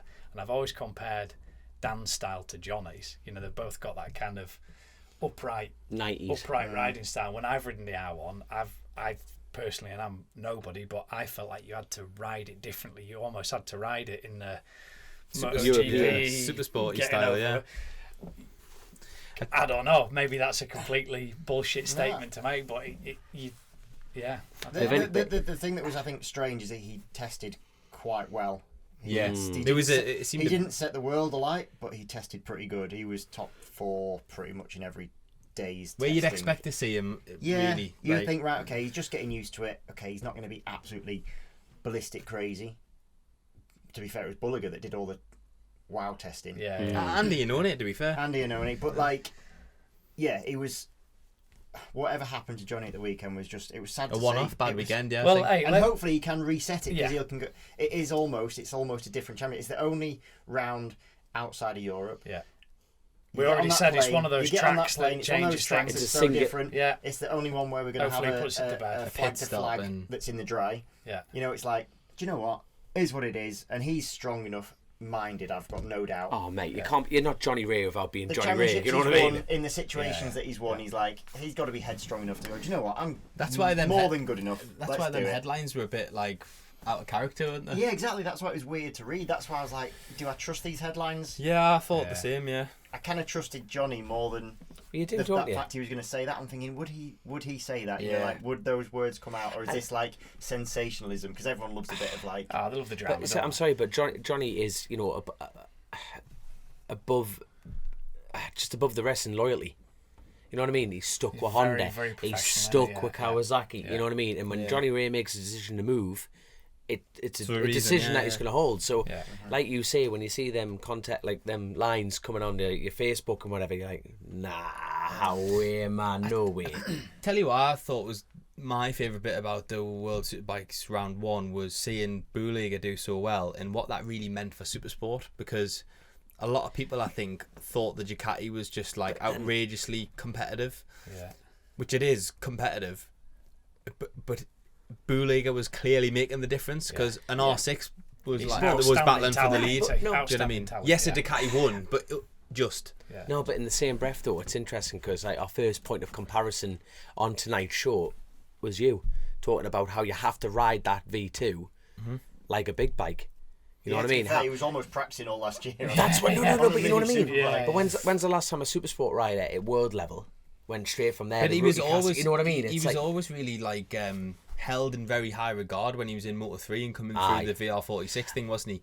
And he just, for whatever reason, his path didn't, materialise. But so I'm not shocked to see him do what he's doing. But I thought it was really good for the Supersport class, and actually, you've got a really good grid of world Supersport bikes at the minute, and leading on to BSB, I think.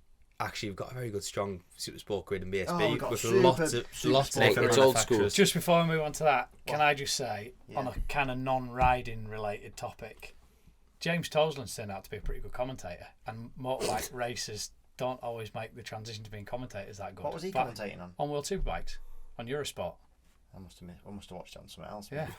Oh no, I think he's shit hot, Tosley. Yeah. Because he's some off the of cuff. them some of them are shit. Oh mate, some of them but when he first did Toslin's BT Sport, he wasn't that great. Let's be honest. No, but he's I think he's loosened off. Because my Eurosports, I couldn't. There was some of them when I watched it on catch up, and it didn't have any commentary on it. It does. If you that try to on watch Discovery it, as well. Does that? Actually, Maybe that's what I did it does then. make a difference Yeah, when watch it you without the commentary, on the catch up. But then I can just imagine you watching it without the commentary. I can't My think own who his commentary in my own co-host head. is. I can. Yeah, but it's not the same, is it? It's not the I don't same. need anything. I've got enough going on up here that I don't need. I can just commentary. imagine Nicola giving him grief. Christian, you're so unsociable, sitting there just in silence watching it with no commentary on. Class. Well, sorry, we can go to BSB now. I just thought I had to say that because I think. No, I think he's shit hot because you Yeah, don't know no, what he's going to very say good, next. Yeah. And when it comes out, it's backed up with reason. Yeah, but You he know can what I say mean? it. He's He been can there say and done he's it, been there and hasn't done he? it. That's the other. There's Two a big lot of trophies trust to count behind for, it. haven't they? So, That's it, and a massive piano and a paycheck. Yeah. But no, going back to the BSB point, you're 100% right. This grid is looking A Supersport. so strong. Yeah, mega. So strong, and it's going to be a hard one to call. Who's your money on? Like Kennedy, Supersport. innit?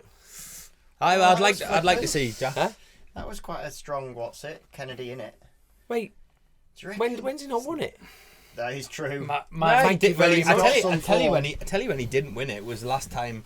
Really, I think the championship was that hotly contested, and it was when Glenn Richards won it after he crashed and then Jack's bike broke down. But I remember that. when Flipping heck. I mean, were you not riding it in it then on the Triumph? Yeah, but I remember watching the race for some reason, so I don't know what happened. Yeah, well, them couple of years we at one From point you had. from the Marshall point. Yeah. I mean, at one point The commentary turned off. And your earplug's still in. But it is a good more than just the riders. You've got a good set of quality riders in Supersport, but actually there's a load of different bikes that can also. The new Triumph's going to be good, I would say. Obviously, the reigning champions on the Ducati, Jack's Honda. I mean, I would say that. Perry's back in. Yeah, I mean, he's probably on the worst bike. He is on the worst bike. Probably. I don't know. We'll see. And there's still a couple of. There's not really any doers on any R6s. There's only 4 teams. What running R6s? Yeah, at the moment, as far as I'm aware, like Josh Davies Motorsport, who sponsored a couple of these episodes. Yeah, but they've by the way, you can sponsor each episode. Just putting that out there for Grace. Please get in touch with Grace House. But they've got the Appleyard bikes. the Appleyard gone trumpets. Well, it's not Appleyards, but what was their Oh yeah, they've sold the old stock straight. Well, that team was Colin Appleyard's team, and then Robin Appleyard, and then Dave Wadsworth bought the team off him and sticked with the McLaren sponsorship last year with Yamahas, and then now they're the official Triumph, and they've got obviously Stapleford and Max riding the bikes. Stapleford will be quick on that. Stapleford's going to be amazing. Yeah, but I think he. My teammate aside, I think I'm going to go Luke. Actually, I am going to go Stapleford. Should we all put a quid on it now? Stapleford can pedal. I'll He's have got a quid on unique Stapleford. style. I'll have a quid on Kennedy. I think Dom wanted Kennedy, and it's his birthday. I don't care. We can double up, can't we? Because Who do you want? it's not a case of I want. Well, who do you think will win? That tends to work the best when you're betting. I think Is Kennedy. that how you do it? Not how I do it. Bah, you're That's a why I'm thick poor. bastard. It's going to be important. Listen, well, go on. If you go on, say your person now. I think Jack. So it's just me on my own then. No, So I'm I'm going trying to The thing win is, £3. thing is, basically. it's Jack, Ben, or Luke. See, Do Because you know who we I are think Ben's missing? got. Who? I was going to say we're missing a couple of people. Well, no, but do you know who we really are missing? Is Lee Johnston, Yeah. Yeah. who has just put it out on his socials tonight that he's had another bit more than a bit of a tip off. Tib and fib break. Tib and fib break, and he's pretty bashed up, and I'm just gutted for him really. Yeah. To Lee, come back after not that. only is he one of the only very few people I would call mates, that he is just a genuinely top fella, but he's come back from something serious, and his body's still recovering, to be honest with you. And he's getting right back into riding. Like literally, he was out in Spain because he just wanted to be riding, getting himself back in shape and form, and it all was that. and it was on the climb rapidly, wasn't it? Yeah, His confidence he was was getting getting there back and he was confident. riding it. It was Like, like, his yes, own- here we go. I think it's fair to say his own self happiness was probably on the rise from riding bikes again as well. Of course it was. I don't know how to word that, but he was starting to feel himself again. Yeah. And then just get struck down again, and I think he's had a bit of a freak accident, and it's just shit. Well, that in his own words, it was a bike brake failure on that side of things, and it was first session, and it was just caught out. But like I say, go have a look at his vlogs. You know what I mean? He's got the full story. He is so open and honest. Good, and he's fully honest now. He's like, like not now. Like, No. It's the heart on his it is, sleeve. won't he? Yeah, his heart is fully on the sleeve. Yeah. But mate, on a selfish note, that is so bad for the roads. He's such a big icon in our roads. You know what I mean? It's like he's a big part of British, but it's like roads wise, it's like Even in the BSB paddock though, just as a personality, people. He's love a him. treasure, isn't he? You Like, know what I mean? It's just. I know the roads in the latter years of his career have been the focal point, but he's capable of winning the British Championship. He very nearly did. He would have been, if he got to round one, he would have been one of the guys that could win the championship, because he's always there. He's not always necessarily the guy, but he's always consistent there, as well, and he's isn't he? consistently there. And like last year, Booth Amos was like really susceptible to a tip off. Stapleford happily took it up the road again. You're like, Ben actually in the later part just hit his marks and went, and Lee was not far off that point. He was always there. It's such a kick in the bollocks, isn't it? And as you say, to have gone through what he's gone through last year, and after His shoulder is gone. Man, you Everything. start feeling like you're back where you need to be, and you know, even just going out to Spain and doing a track day in the sun, you're escaping the shit cold weather here, aren't you? All your bones hurt, and he's like you say, you're healing as well. It's not. I mean, we don't necessarily know the full. He's literally just put it up on his socials. Yeah. I've chatted to him a bit last week, and he's like, his legs looks pretty bad, but He flew home as well. That's with it broken. Yeah. With it broken. yeah, That's he the was worst. there on his own, and he got took to hospital. He casted it up. He discharged himself, drove to the airport. Well, he drove to the hotel, booked himself a flight home, drove to the airport. They wouldn't let him on the plane, so he had to cut his cast down. So they let him on. He told them that he'd sprained it. Whittam picked him up on the other side, and he went to hospital and has had to have it operated on. And by the way, in Lee's own words on his vlog, he says he was medically advised not to do that. He got a right bollocking. On the other side. On the other side in England. So, Imagine by the the swelling when Oh, you got mate, well, that's why you can't wear a pot, because it's like It would cut it Or off. blood pressure and Yeah. everything like that. It's mental, isn't it? So even Lee's like, put it this way: when Lee Johnston's warning you on a medical ground, you know, there's a bit of a red flag there. It's a isn't it? shame for his roads campaign as well, isn't it? Because he he obviously missed the TT last year because of injury, and the year before he didn't have a fantastic ride but because we of the don't- eye But thing. sorry, what I was going to say was we don't know the full extent, so he might be able to come back. Yeah, hopefully, Like, if that yeah. thing knits good, the only concern that I would have is like not concern for me, but as in his body's still healing from what he's been through, so it's going to be harder for his body to continue. You know, it's already stressed. Yeah. But like, just best wishes to Lee. To be Yeah. fair, just like Grace is putting this episode out. Obviously, we're recording this on a Monday, so it's going out the following Monday. And Lee may have hopefully Done produced another by then. vlog, and he's talking about his medical and his time of recovery. But let's face it, you know, if anyone's going to get to the roads on that side of things, Northwest and TD, it's going to be Lee, isn't it? So Yeah. I've how long's he got? When's Northwest? Northwest not is, long. May. Northwest isn't that far 6th away. to is the it? 10th of May. 6th to the 11th of What are we May. in now? What month are we in now? And obviously he's got to put his testing in, get everything About 8 going. weeks. That's aye. not happening, is it? No, Nah, but like, I'm not it's being not. funny, but Nah, it- come on, Don. That's not happening. it's going to be. It's not the sort of thing to rush back from, is it? He's really? got 8 to 10 weeks, yeah. And it's TT though, maybe. I'll tell you what, yeah, the but then you go there. Then you go there cold. Without, yeah. that's 12 weeks, and it's only 2 you weeks. go after there the cold, and Northwest. you'll. Nah, I don't think if he. Anyway. I'm sorry, but he'll be safe enough on the TD. No, Compared I've to- got no doubt. no, but no, it- no, But he's going there not as he's not gonna- sharp. Is yeah, what I mean. yeah, yeah. So Yeah, you I might as totally well not agree. be going. Is what I'm saying. You say that though. I do You say say that. I no, mean no, that when I say that. No, I know you do. No, but you're talking about being sharp, but then it's weird. The think as TD well- gets a hold of you, You even got, for Lee, and even if you it's got, a year, it's once a year. you got to remember. That's another year. You're talking about boxing in.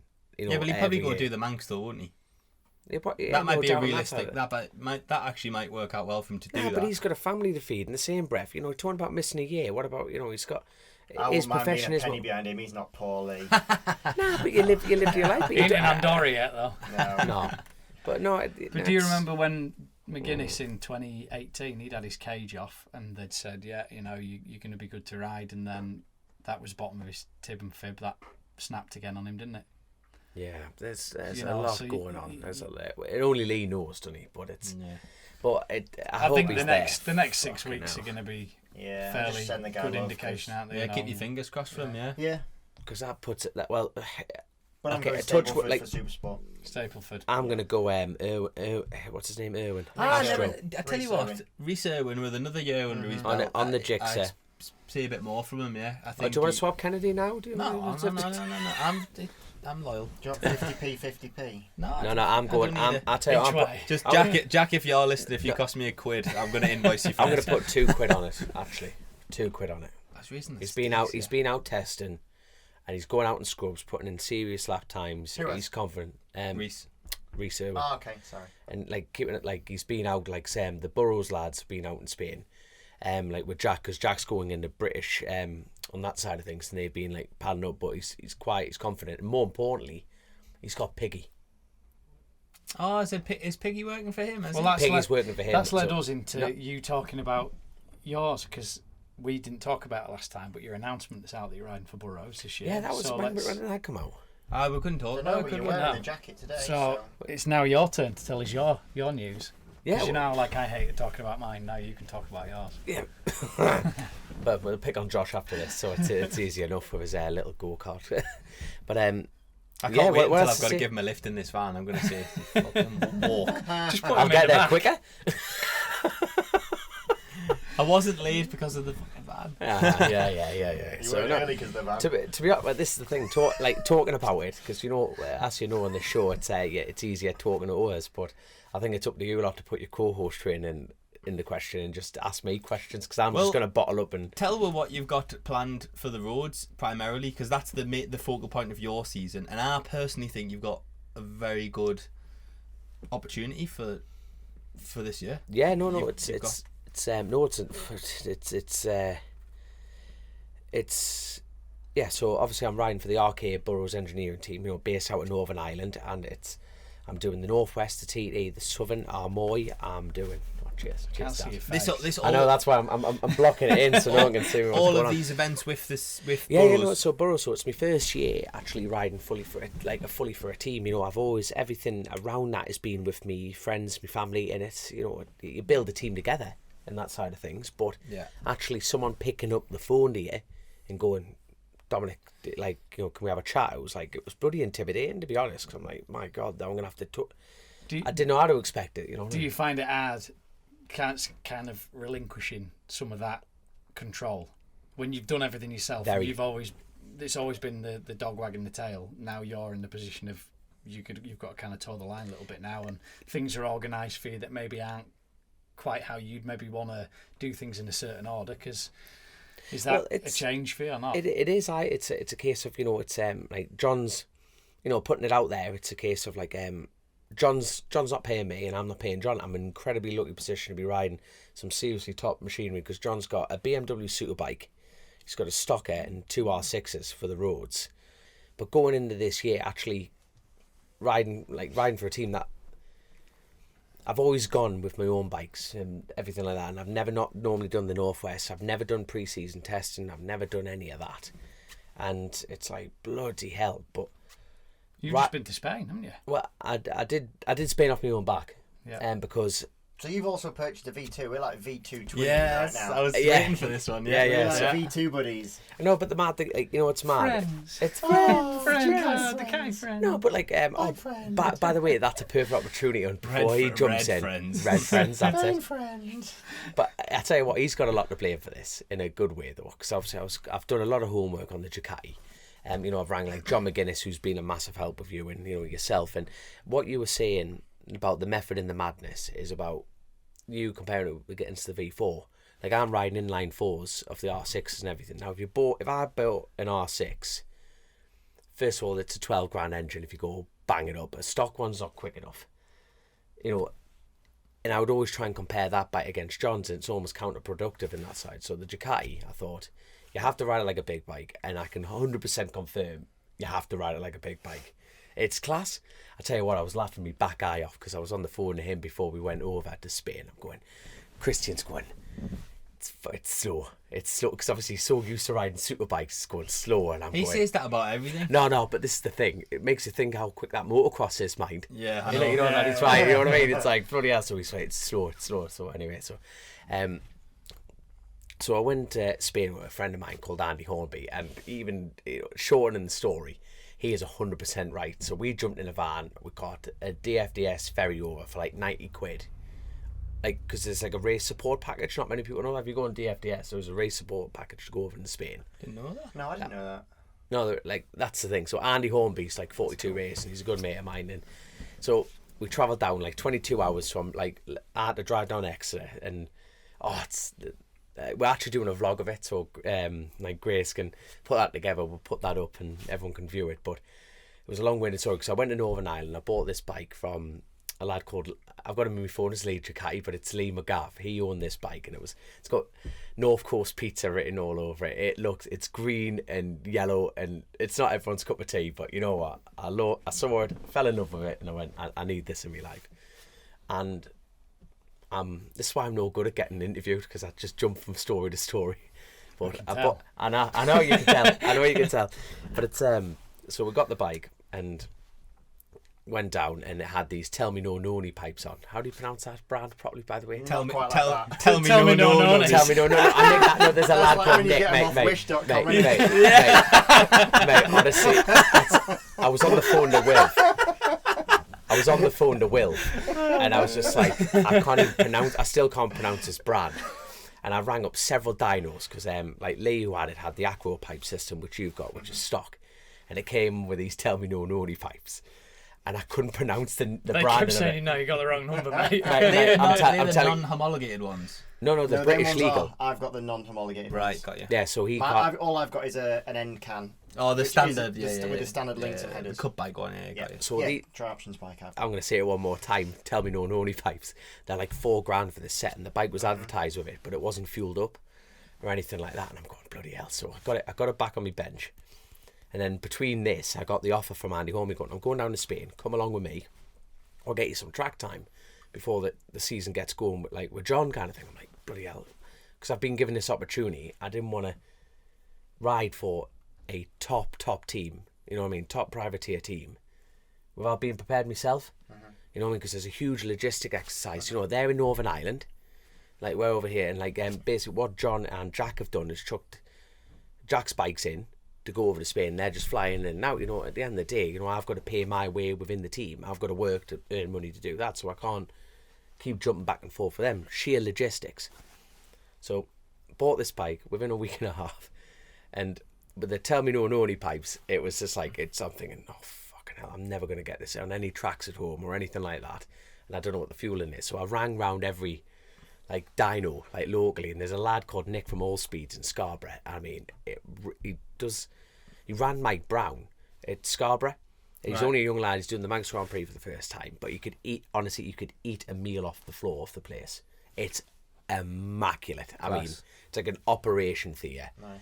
And so I rang him up, and he was explaining loads about this bike, and I said, it's got these pipes, and I can't bloody pronounce them. He goes, is it these I'm like, it is. I can't pronounce it, he goes. You know, when I was growing up, he goes, I called them tell me no nonies, and it's just welded into my mind now. So there's me. Hashtag the wish version. The wish version, honestly. So the mad thing is, right, I've got in such a rhythm of talking about these exhaust pipes in this way, and I'm going, fucking, I'm ringing Chrissy in. He can ride a bike, but he knows nothing about bikes. I've learned that. Oh, mate, you're like that. What do you make of that? I don't know. And you're like, oh, you are such a... Chrissy was the exact fucking same. Oh, he was dangerous with this. Mate, I'm surprised he could drive a van. You know, he could race a bike at a serious top level, but if you asked him to do anything, I haven't a clue. Same with him. He could fly the Starship Enterprise, but he wouldn't know what a button does. But I can get you there, son, but I don't know how. It's unreal. So I'm like, right, I'm ringing round, and I thought, oh, right, I'm going to have to put my big boy pants on here and ring Wilf, and got on the phone to Wilf. And bearing in mind, I had such a rhythm of saying...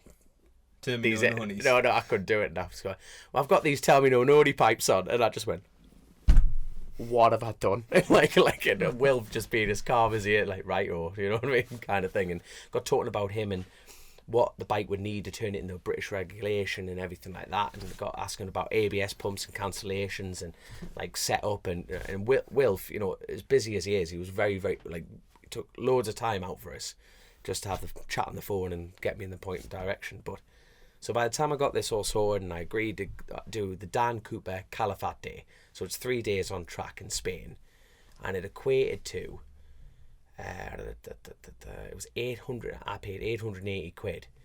But like you were saying, it's the first time I've ever done Spain. Well, I tell a lie, last year Alan Garner took me down with the OMG Racing lads, put me in the unit, in their race wagon, went down. But my BM at the time, the electronics, the Motec dash went down, I only got 7 laps.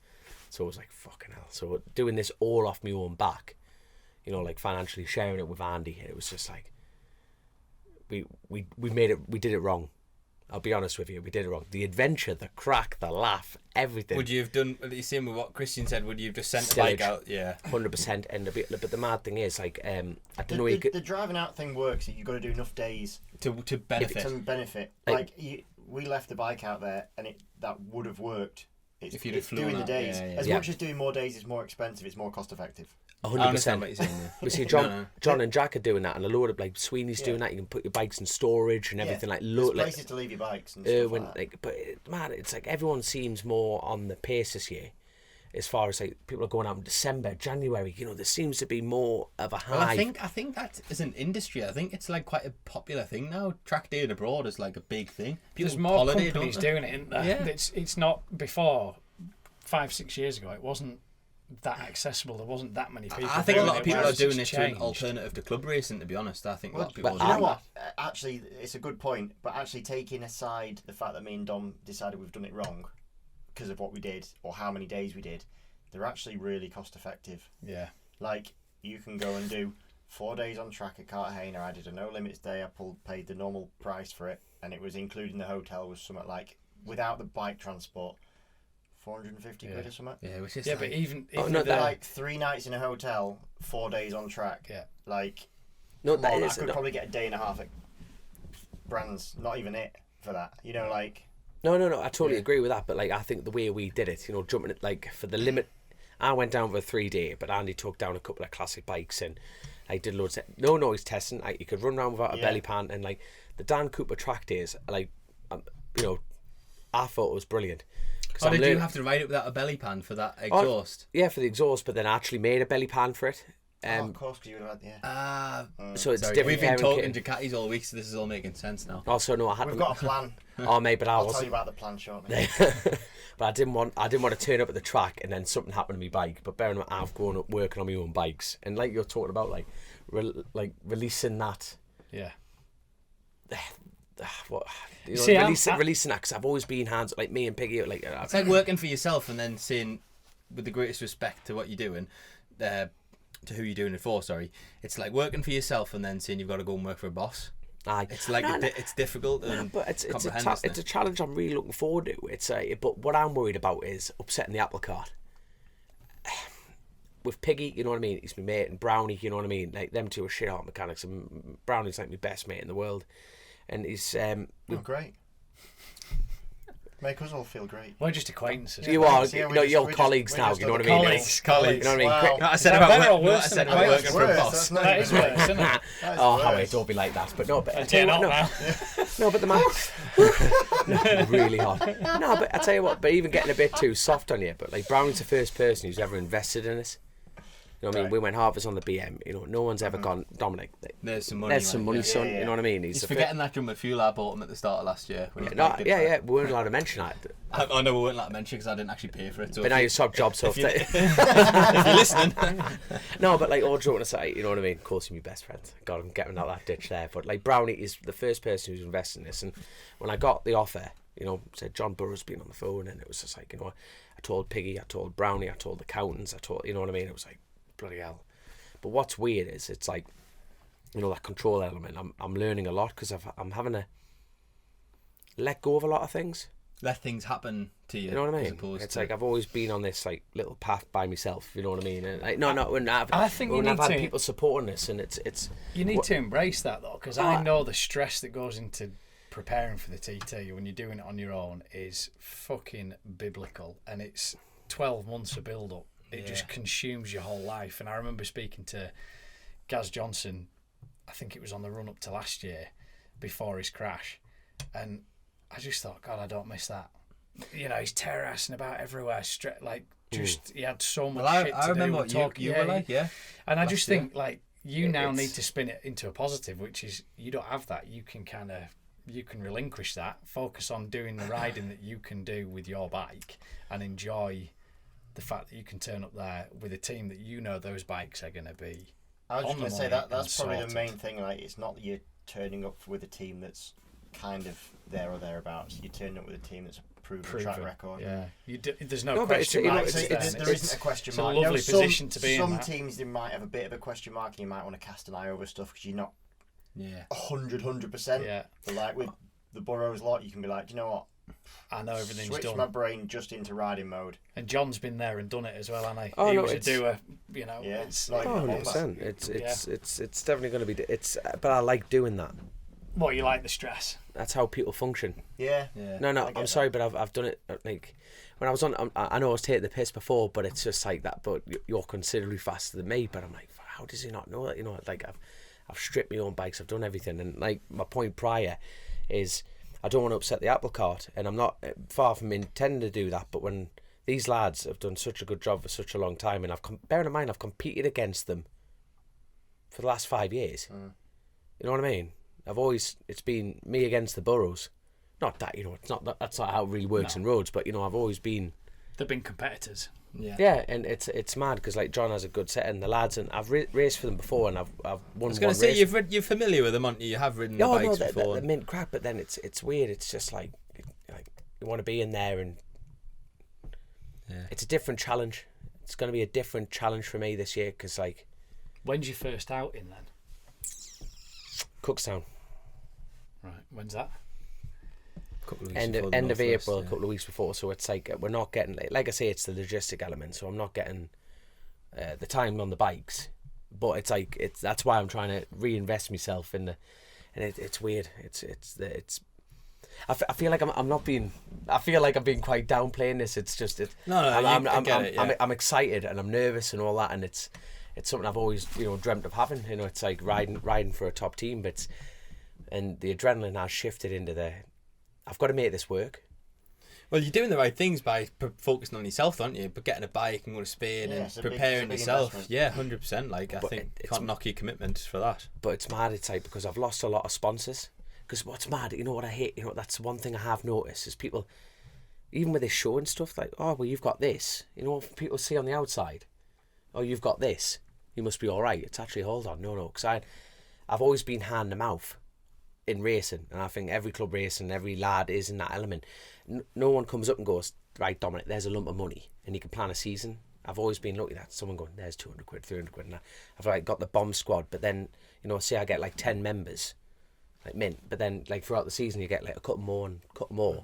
But there's never a budget as such. Yeah, you don't have buckets of money to go and No, yourself it's all away, hand them out. Someone going, oh, there you go. I've had a good month and everything. I've got in some credible people, but it's always been, and that's the worry, because obviously I've got to commit to a full season when that control element was get to the TT and everything after that's a bonus. Yeah. And I've had sponsors. Is that how you would always structure your year then? 100%. Just get yourself there. I did. So you've got a different pressure this year. Really? Well, it's mad because like I've had Being able sponsors. to finance yourself to do the full season. I've had sponsors. We were talking about like, you know, how do you go about getting sponsors? But it's such a different thing because people come up 8:30 this morning. He's in a tree. I'm on the ground. We're talking chatting about sponsorship. You know what I mean?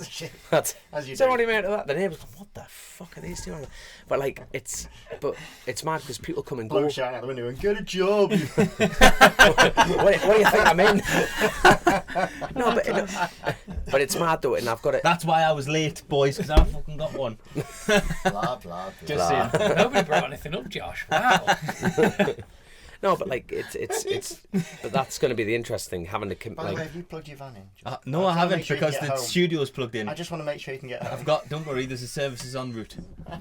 I've got enough charge to get home, don't worry. Washington. No, there's a charger on the valley. Anyway, carry on. True story, when he had his Polestar, he had to charge between here and going home, which is like, It's because how far is it? I was running. No, it's because I was running late for that as well. And it's Anyway, downhill. boys, And it's downhill. And I it's could the best literally car he's ever roll driven. Yeah. It's the best car he's ever I driven. never said it was the most efficient. Anyway, sorry, Damo. Sorry. Oh no! It's I think every rider goes through that. You know, it's like because we were talking about sponsors have come and gone from you. Sponsors come and gone from you, and it's weird, isn't This year's it? the hardest year I've ever had for personal sponsors, but I think it's just the nature of the world at the moment. But then you know it's mad. On the other side of things, money is it because teams are like wising up, and is the world wising up? There's always money? Money circulates. No, you know, I think is less it ups and downs? disposable than Yeah, there was. yeah. There's a whole lot of things. There's a lot of businesses that are struggling at the moment. I found- and sponsorship is such a. I'm so super grateful for the personals that I do have, and when I lose them, I'm not sad about it in terms of like I'm more grateful. Like, okay, you did it for when you could, and then It's sponsorship. Everyone that does it is like they have their own reasoning, and it's not. It tends to be not for. I want to get my brand seen, or I want to get that because that's such a small part of it. Nah. Genuinely. Exactly, 100%. It's like I like this guy. I want to I- see him. I want wanna to be there. help him out. You know what? Love I've got- bikes, I wanna I've be got- involved. I've got a bit of disposable. Yeah. Do you know what?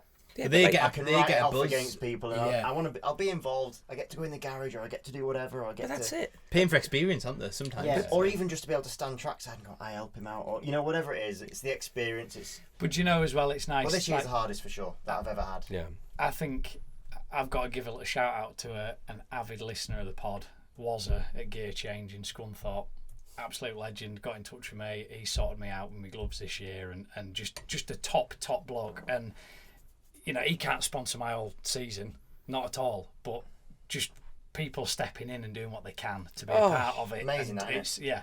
So big thank you to Wazza because you know, well, everything costs, doesn't it? No, 100%. You know, every time you want to get kitted out with anything, The cost of kit it's is just it's ridiculous. It's isn't it? moved on so much. Like I've got a shock recently looking at the price of kit, and Yeah. even just like trying to get stuff together is insane. But that's how you have to do it, don't you? You have to take little bits where you can, and when you get it, you're just appreciative of it, give them as much yeah, back as you 100%, possibly yeah. can. But my financial sponsors from a couple of years ago, they've sold their businesses and they're not involved anymore. So, like you say, they never did it for. They didn't say, all right, well, I'm going to put 10 grand in and I'm going to make 20 grand back out of this. Nah, you They can't never do did that. it. You know, it was they want to be involved, they love bikes, Oh, and they want to be a part of it. And as you say, you kind of have to, it's bittersweet, isn't it? You're grateful that somebody will put their hand in their pocket. Oh, mate, I think. But when they go, But some of the big commercial partners for teams and stuff like that is a genuine reality for them to do expect a return on. On what they do, but it's a different thing. Like we're talking about two different things. Yeah, personal sponsor and team sponsor in is a quite commercial different. sponsor is And different. yes, there is. Sorry, I downplayed it perhaps a little. No, bit. you're right. No, I know what you're saying. There is a tangible and quite easy way to do it. The team Motorbike actually had a. They had that company, didn't they? That they had did a all company the work, come on and say what is the actual value of the sponsors on board that bike. So they basically took how long each logo was viewed for. Did they?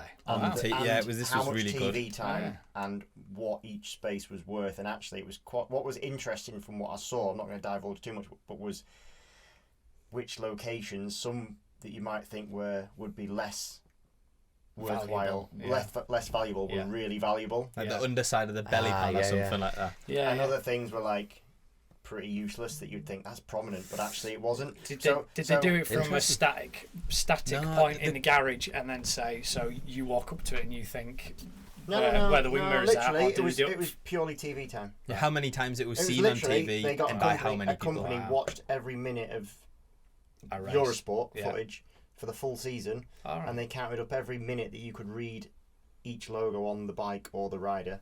Wow.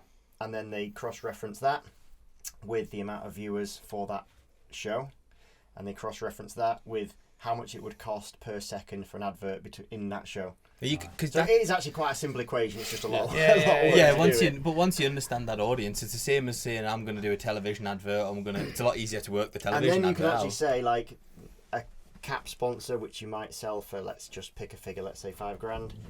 Actually, that year was worth something like 60. Right. If you wanted. Because that was like grid interviews, which is where you'll see that sort of logo, and that was maybe 10 minutes for the full year. And if you wanted 10 minutes of adverts for the full year, it was $60,000. Yeah. Do you know what I mean? And then you can actually go to a sponsor and go, "Bosh, actually there is a tangible value." The reality is it's not quite that big because it's all mingled in with lots of other logos, and your eyes aren't focused on that and stuff like that. So yeah. But yeah, there is. I didn't mean to downplay it so much, but yeah. No. Normally with personal sponsors, from what I've found, it's friends or friends of friends that have done well for themselves, and they go, "I'm into that." Or they've got a personal interest in you and what you're doing. Is the general. It's like, well, RK is Charlotte Richardson, and she's like she sponsors John the Burrows, but she's part of the family. You know what I mean? She's come round and comes in. It's just like, you know what, this is. You need that. You need the sport.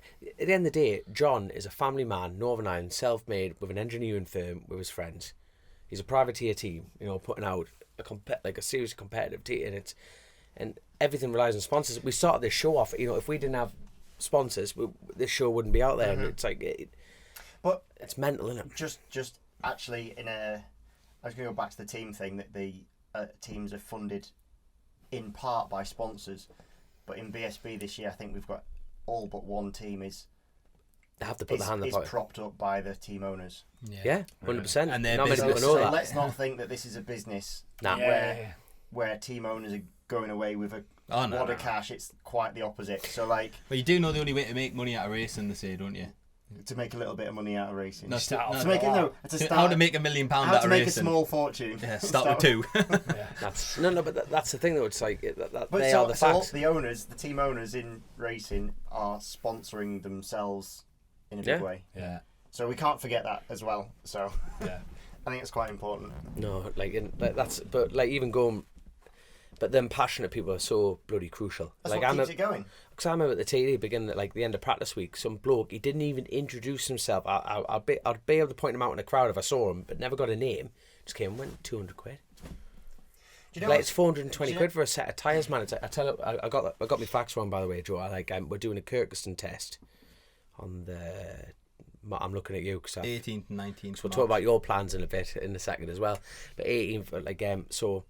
But like I say, John's covering his side, and I've got to cover, my tyres fuel and the crash damage element. It's I've got to bring my side of the table on that, and it's I'm excited, and I probably don't sound as excited as I should be. It's just, there's a responsibility, right? Like there is, and it's like, but I want to move up the ladder, and can I afford to move up the ladder myself? No, you know what I mean. And do I want to race for a top team? Yes, it's here now, and you're like, fucking hell, right? I've got to. I'm excited to see you on the Superbike primarily, to be honest. I've never ridden a Superbike around the TT. I've ridden stocks. I've never ridden a Superbike. You know what I mean? So it's like fucking. It's a mega opportunity. It's good. It is, and I'm proper excited about it, but I don't. And he has the lap record at Kirkeston, so just saying. Mm-hmm. There you are. Unofficial. On a BMW. Yeah, don't tell me the time, please. Don't. I love that little place. It's cool. You'll enjoy it. No, I haven't been. No, no, I have. Have I? No, bollocks, I don't know. Fantastic. But no, I am proper looking forward to it, like, and I am actually looking. There's no pressure coming from the team. There is no pressure coming from the team, but there is pressure. Yeah, but you put it on yourself, don't you? Of course you do. You've got the tools now, so I'm actually enjoying that side of it. You know, and it's different. It's exciting, and you know, I've just got to make the best of it. And in that in itself is worrying, because I want to go as high as I can race, and I want to win. It's weird, you know, the psychological element. You know, you're talking about, like, you know, you got like Sam and Alex Lowe's going, you know, I can't be world champion. You know what I mean? I can't do this, and I think every rider has that to a point. But it's that's why probably I'm stuttering my words, because I shouldn't be where I am now. Why? Mate, that's an interesting thing to say. Where do you think your level is at? What do you think you can achieve? If you sat on Dean Harrison's bike, Hickman's bike, I don't know, and that's what I like. But that excites you. No, because mate, I like. You want to win TTs, don't you? No, but I never ever. I don't. That's not being big-headed to say it. It's No, just, but like, no, it's interesting, because like when I first ever did my first ever track day, I first got on a bike at 21. I bought a bike. I went, oh man, you know, I'd like to try racing one day. I grew up with racing my father, but hasn't put money into it. I thought you set out, and it was never the intention. I understand what you're saying. There's no end of the I must get there. There's none of that with me. Like really none of that. It's like, right, you know, went like track days and went, oh yes, I'd like to give racing a go. Did my first club meeting, went, oh that's amazing. Oh look, if I get to a Manx, that's me. And I got to a Manx, and I'm like, my God, you know, and then I'll never get to a TD. Got to a TD, you know what I mean? And like first race result was like 48th, and I just lost my shit. I was like, fucking hell, 48th. I'll never ever get near the 30s. You know, like 30th place, got in the 30th places, and then 2015, and then like, and that's why I did lose my shit a bit on that 130. But in marginal terms against the sport, it's not that. It's an elusive club.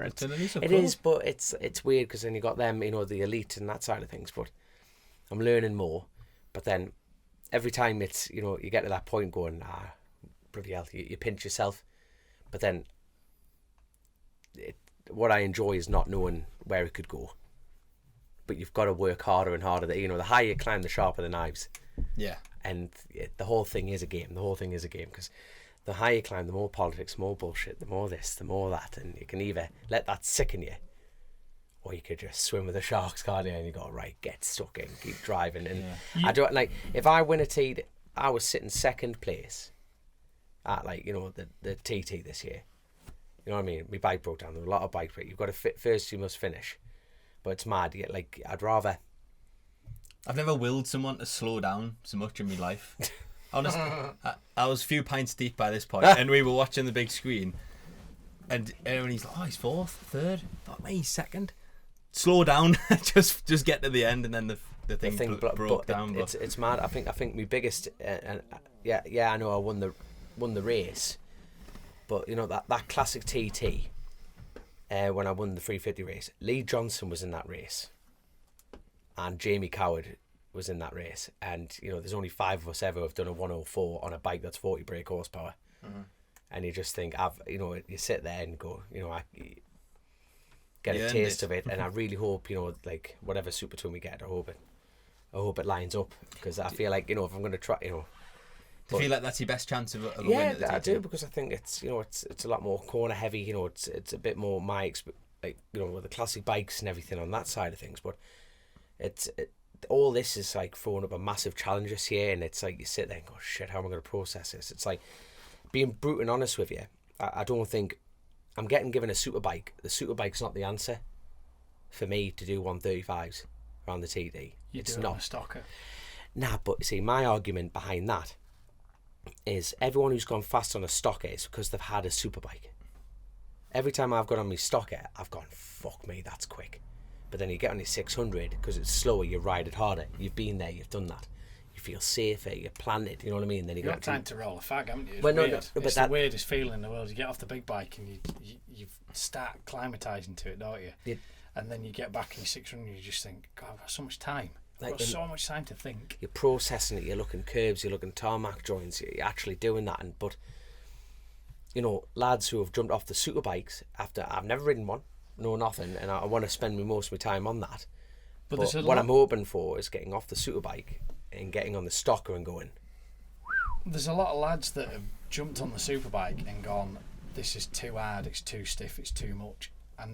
I'll go just as fast on my stocker, and they're more comfortable on the stocker. And I don't think it's necessarily the speed, but Can I say something really controversial? Absolutely. I think that's a difference between good riders and great riders. Right. Superbikes are faster than superstock bikes when you can ride them properly.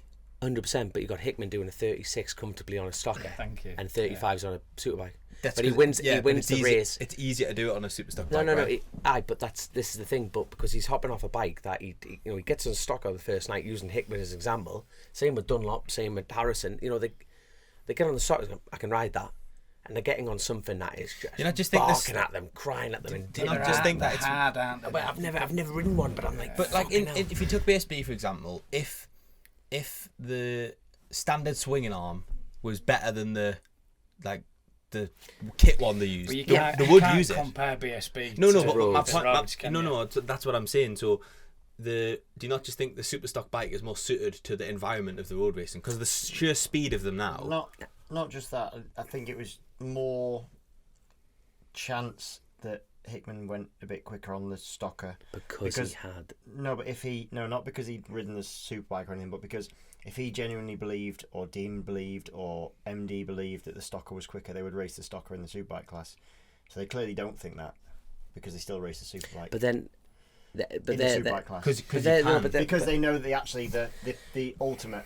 Well, look at Brooks. Brooks rode it in both, didn't he? But I do 100% agree that I think there is certainly a much smaller group of riders that can ride a Superbike around that. But then, see, but in any form. I wasn't necessarily saying just the TT. No, but I agree that we see in BSB so many riders that yo-yo between Superstock and Superbike because the difference. There is a difference. Oh, but in fact, I spoke about earlier, didn't I? The difference when I went from V4S to my Superbike. Yeah. But the window's like that small in comparison to crazy. that. Oh, wasn't Limfoot's times in stock? They would have put him like second row in some places, a few rounds this year, weren't they? Yeah. I'll tell you what. And this is not being down to Dan, but if you asked him, if you took him on a Superbike, he probably realises he wouldn't be doing those times on a Superbike. Yeah. Like the last sector at Silverstone, I'm going to go. I'm a bit of a lap time freak in terms of like looking at them. But Dan, did he have the volume on? No, it's in a quiet room. The volume's always turned up in my head. But yeah, the last sector at Silverstone, Dan would have been the quickest of anyone in any class by far on his stocker. But that's a combination of having probably a bit of TC, a more compliant chassis. Yeah. In a very certain part of the track, it was quicker and better. Just quickly, but go back to it. But Franco Bourne jumped from doing times that was probably quicker on a stocker, and for most of the season when he jumped on a Superbike, went slower.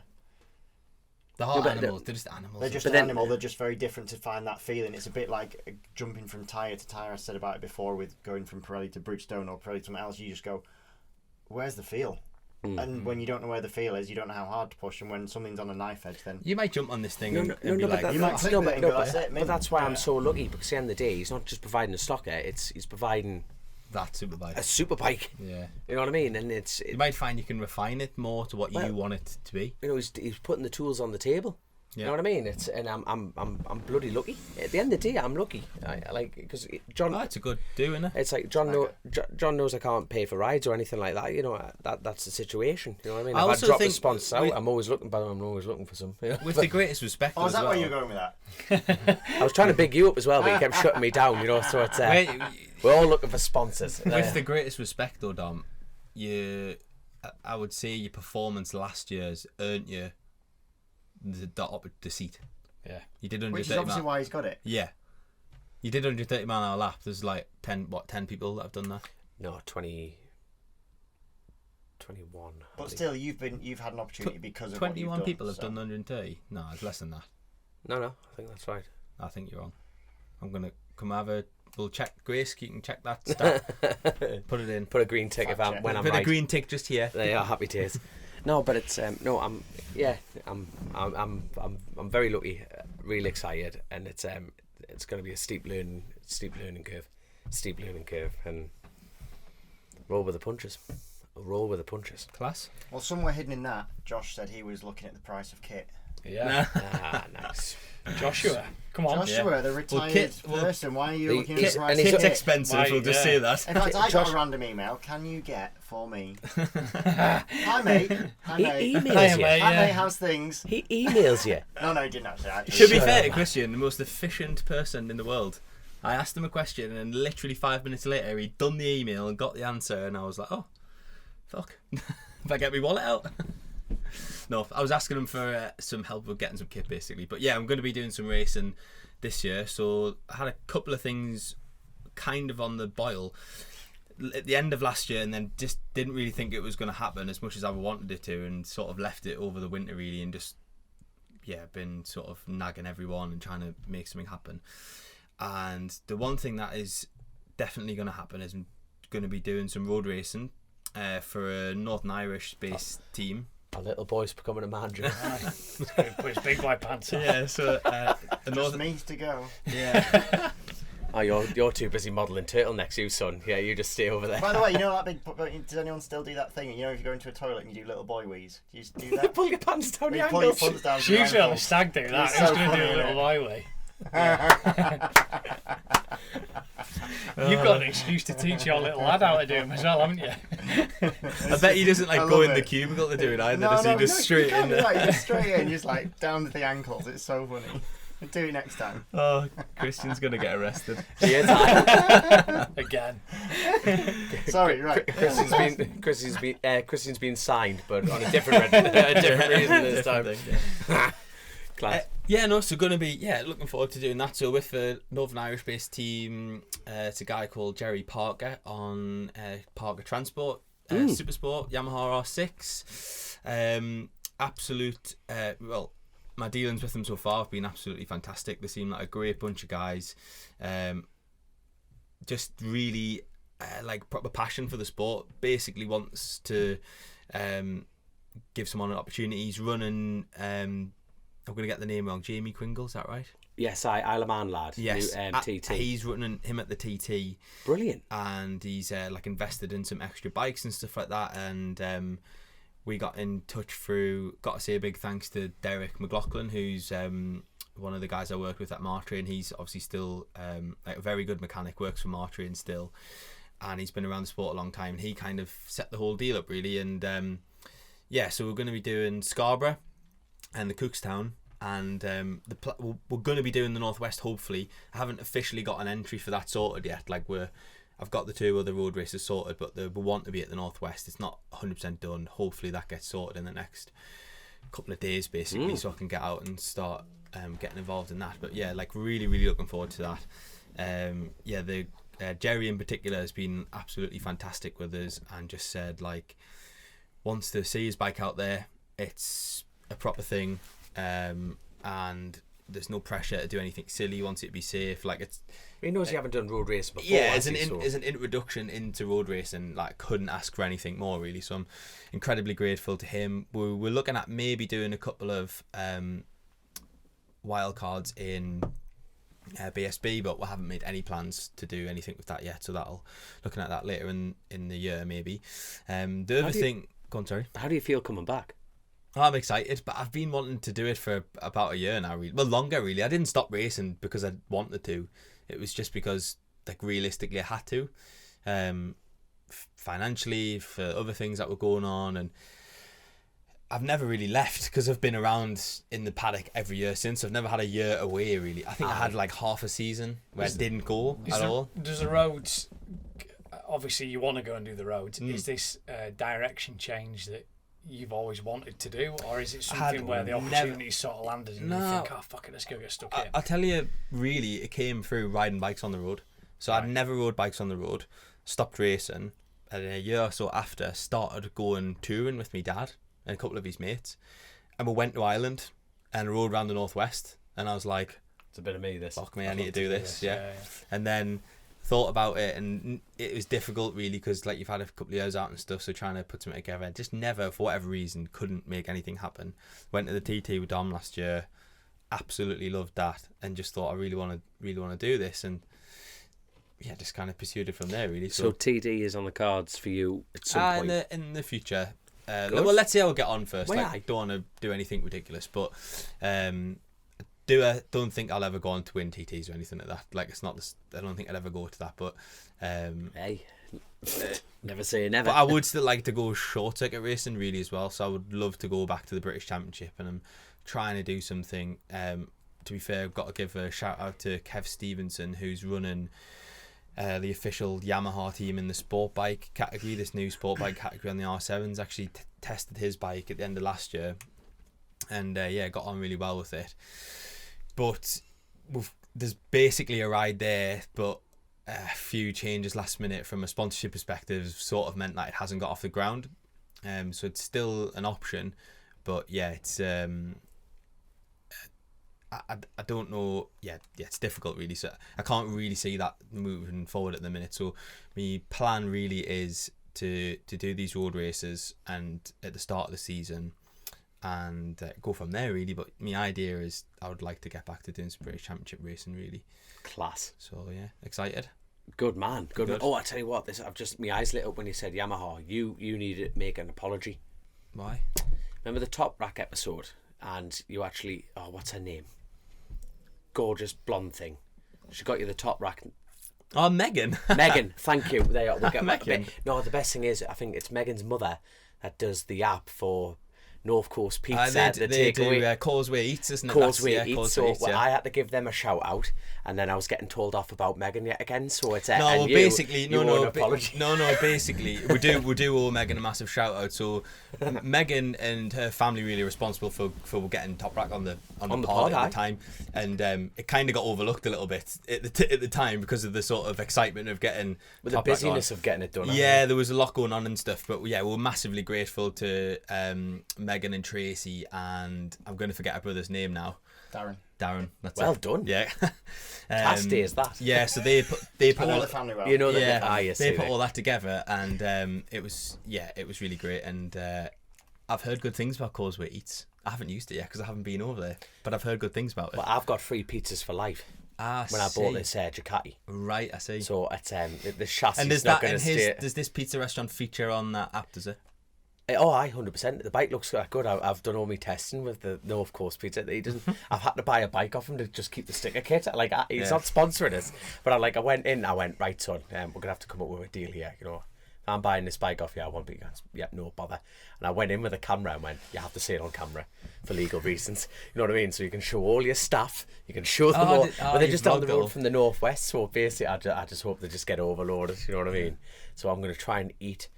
And that bike was worth a fair bit of money, so I'm going to try and get that back in pizzas. That's the dream. Glass. Also, sorry to interrupt, but the idea is I'm going to raffle the bike off. So me and Grace are going to raffle the Ducati off at the end of the season. Well, maybe after the TT. Okay. Because at the moment, I'm trying to invest in myself. So I've bought the bike. I've done all this. So the idea is we're going to do a raffle. So me and Grace come up with ideas. So the money gets put back in the pot to keep the show running. And if we don't sell the right amount of number of tickets, we're just going to do a cash prize. Oh, perfect. All right. So it's keep your finger on the pulse, and spread the word, and obviously everything on that side. But we're still coming up with a solid plan. So we're going to get the vlog out first, but let's face it, I'm looking forward to seeing that. It's got a V5. It's the bike's mint, spare wheels. It's actually going to be a bit of a race package for someone. I'm buying 5 tickets. I'm winning that. That's bike. No, but I'm sorry. Can we do an inside job? Is that allowed? No, but we'll have to do it auto-generate. We'll have to do it. You know what I mean? Because it's a lot of money we're talking. You know what I mean for a bike. It's a British super sport. Well, seeing that, the only thing after speaking to Wilf, it needs to turn it into a British bike. It needs $4,000. for the electronics kit. So obviously that's dash, loom, everything, just to comply with the rules on that side of things. But as far as what I'm doing with that bike is I'm going to do like Croft North East Club on it, No Limits Donington Park. Because like you say, the pressure. We should enter your bike for that, shouldn't we, Christian? No, he's a shit better man. We had a conversation, didn't we? We did, yeah. And this was not over a beer, to be fair. And I've got to be honest, this is their date night. I was actually sat with Anna at the time. We'll do our own. I was actually sat with Anna at the time when you text, and I was actually quite honoured that you. Like, I've not had a chance to say this to you, but I was actually quite honoured that you even. Do you need a minute? That you consider doing that. It's really. gonna get saucy. Listen, you piss take, fuck. That's been coming all night. That. Yeah, we'll have had a chat, haven't we? We have had a chat. Yeah. What's the chat then? You're even leaning in quite loving. No, just like Josh was so undecided with it. Not undecided, but like you don't really know which way to go, do you? What's going on? In short circuit wise, tough. Yeah. Are the Parker guys not interested in going and doing short circuits? Yes, potentially. But it's not I don't want to think about that until we've done. Yeah. You know what I mean? It's not the job at hand, really. The only comment that all I was trying to do was take the pressure off. So like my bike will be sat there. Yeah. And it was just literally a case of if stuff doesn't go the way you want to go, then there's a bike going to be sat there. Yeah. That's class. That's literally all it class. Is. So because I enjoyed doing it that much, I half had an eye on doing like a round or two. I'm thinking I could super sport this for a round. Oh, but then, yeah. And then I'm like, nah, that's not what you do. But I would like to. But it's Could you do a super sport and a super bike in the same weekend? Do what you want, but it's not. It's frowned upon in it because you're not concentrating on the job at hand. Yeah. Imagine having a bad weekend. As much as it's good fun and like I would love to do it and stuff and just go out literally on. Of course, Stapleford did it, didn't they? Yeah. Yeah, there's been a few people that have done it. There's been a few Brooks people wanted to do it, didn't he, when he first came over? There has been a few people that have doubled up, but yeah, it's just and back in the day, people used to do flipping 125, 250, 500 and flipping, didn't they? Yeah. Go for it. Yeah. But yeah. So we may get a Chasin the Racin entry into a couple of super sport rounds, maybe. Well, the trouble is, my bike needs similar to what your bike needs. You know, it needs. Well, in fact, mine hasn't even got the exhaust, so it needs $4,000 plus an exhaust plus the fairings because you need the fairings to go with the exhaust, which I've got. It's mad. No, you know, so it adds up, though, doesn't it? Massively. You know what I mean? Massively. You not fancy doing that? Would you not do? I would love to, but obviously, you know, in an ideal world, forget like. And the good thing is with the Burrows lot is they're very much in the same mindset as me. It's a bit like, you know, you build up with the TT and work around it from there. Yeah. You know, it's a case of you know, John's not frowning upon the British. It's just really, to be blunt, for me to bring the budget in. Yeah. Yeah, no. You know what I mean? Like, you know, John's like, if you want to do British, that's great. But when you find the budget, it's like, well, that's up to me to find that. You know, it has been. I must admit, like, it has been a flipping eye opener going back. And I mean, I've had like kit over the last few years because I've done quite a bit of riding still. But you just forget how much has moved on. Like when I stopped doing Supersport, so I'm giving him signals across the room. Airbag suits were like, I think had only just come out, and like a handful of Superbike riders had them. Yeah. Whereas now they seem to be like the benchmark, which they should be. Yeah. But they're expensive. Yeah. And just like everything's just moved on a lot. So like it's been a shock, I must admit. So I feel your pain, Dom. Oh no, but it's like everyone's in the same boat, aren't they? You know, we all love the sport, but it just takes a lot to say there, doesn't it? So if I want to do a round with Bennetts, they're going to do some French Superbike rounds. Class. And I'm pretty sure they'll put another bike out for me, but it's the same thing. It's finding the money to do a round because they're doing Le Mans. They've got the Le Mans pre-test, which is 2nd and 3rd of April. Then there's French Superbikes, and then the following weekend is the 24-hour. So they're going to go and do the French Superbikes with Gabby, and then as like a bit of a warm-up. And I think I probably could have done that if I'd have gone to him with the money and said, "Look, I'll put the money in that." Of course it is, and that's not being greedy. It's just about trying to find the finances, isn't it? It is literally that simple. It's like even like I've lost a couple of sponsors that if I didn't have them, they stepped up to get me through. It was a very poignant year last year, you know, doing the F9, you know, with Chrissy and everything like that, and they stepped up to that. But then the situation changed, and I can't, because I was all revved up to go back and like, let's go do that again. But hey, you can only piss with the cock you've got. Which is a shame. I do quite like that saying, but don't use it at work. No. Like, I'm a woodcut. I can do what I I want. got a So bollocking for that. Why? Because I said it in a meeting. You shouldn't say it, apparently. Why? Well, it's rude, apparently. I've used it in a meeting. It shocks people, but It does, generally gets the point across, doesn't it? Don't say it in front of your gaffer, basically. Don't go down well. Did you get called into the office? Oh, yeah. fantastic, good lad, proud of you. I got the 5 o'clock on the Friday. 5 o'clock. Look, son, you want to forgive me? No, I got that undisappointed look from me brilliant. boss. That's You've been class. there a He'll be listening as well, bless him. Hey, I'll get that Norton badge nice and showing there. But I tell you what, me and Kristen here have been looking through the. I know. Sorry if you all heard it. The questions. That was me looking through the Patreon questions. I tell you what, I just wanted to say actually about the days on the dirt thing, because I was having a look at it beforehand, and I actually didn't realise that it's basically one of the only all ladies thing. Oh yeah, on Days of the Which Dirt. is pretty. I mean, look, well, it's a very male-dominated sport. We know that. I think it's fantastic that there's just a. I mean, Leah's not a slouch as well. Like, she's a proper doer when it comes to riding. So It's a proper coach. yeah, like It's not just- it's not a track And day. isn't the coach that's with her as well like a top British motocrosser? Yeah, I female think motor- yeah. Oh, so, they have set up a serious A proper business. thing, It's no joke. 'Cause Yeah. we've got a few of our like patrons that have actually done the Days of the Dirt, and it's everyone's. If you've never done anything, you're going to be nervous about it, Yeah. and it's incredibly welcome. But like I say, they've sponsored the show, and then when we do the house cleaning side of things, we'll go for Grace, God love her, as always. She's always above and beyond the call of duty. We've got a full list There's loads from of the Days of Patreon the Dirt. questions. yeah, But there's that's what I say, extra I mean, I mean, questions. there's a lot of happy birthday Doms. A lot are wanting to know how old you are today. Yeah, that's I want to be this Chris Walker of motorbike racing, like the modern one. You're 38 again. I'm 30, mate. I tell you what, how old are you? You are the youngest. How old are you? I'm the third oldest VSB rider. You do yeah, not. And I'm really? still the best Mate. looking, so it's absolutely fine. and the worst at bowling. Well, yeah, I'm the worst at bowling. I'm not being funny. Like Bjorn I'm pretending the best to- dress. Listen, Bjorn Esterman beat him, and Bjorn Esterman didn't crash while he was doing it. I'm joking. No, but like He the was man- really good. He won He by was miles. fucking really no, but good. he is the Benjamin Button of motorcycle racing. Oh, he's Like, been around it's since just- about 73. I His think. son's only like 16-month-old, and he's starting to look older than him. You know what I mean? It's worrying. You know, even Toby's going, "Hello, son." You're like, "Hold on, let's get this tidied up straight away." But no, but seriously, yeah, the Patreon questions. By the way, if you want to be a patron, link up and have a look.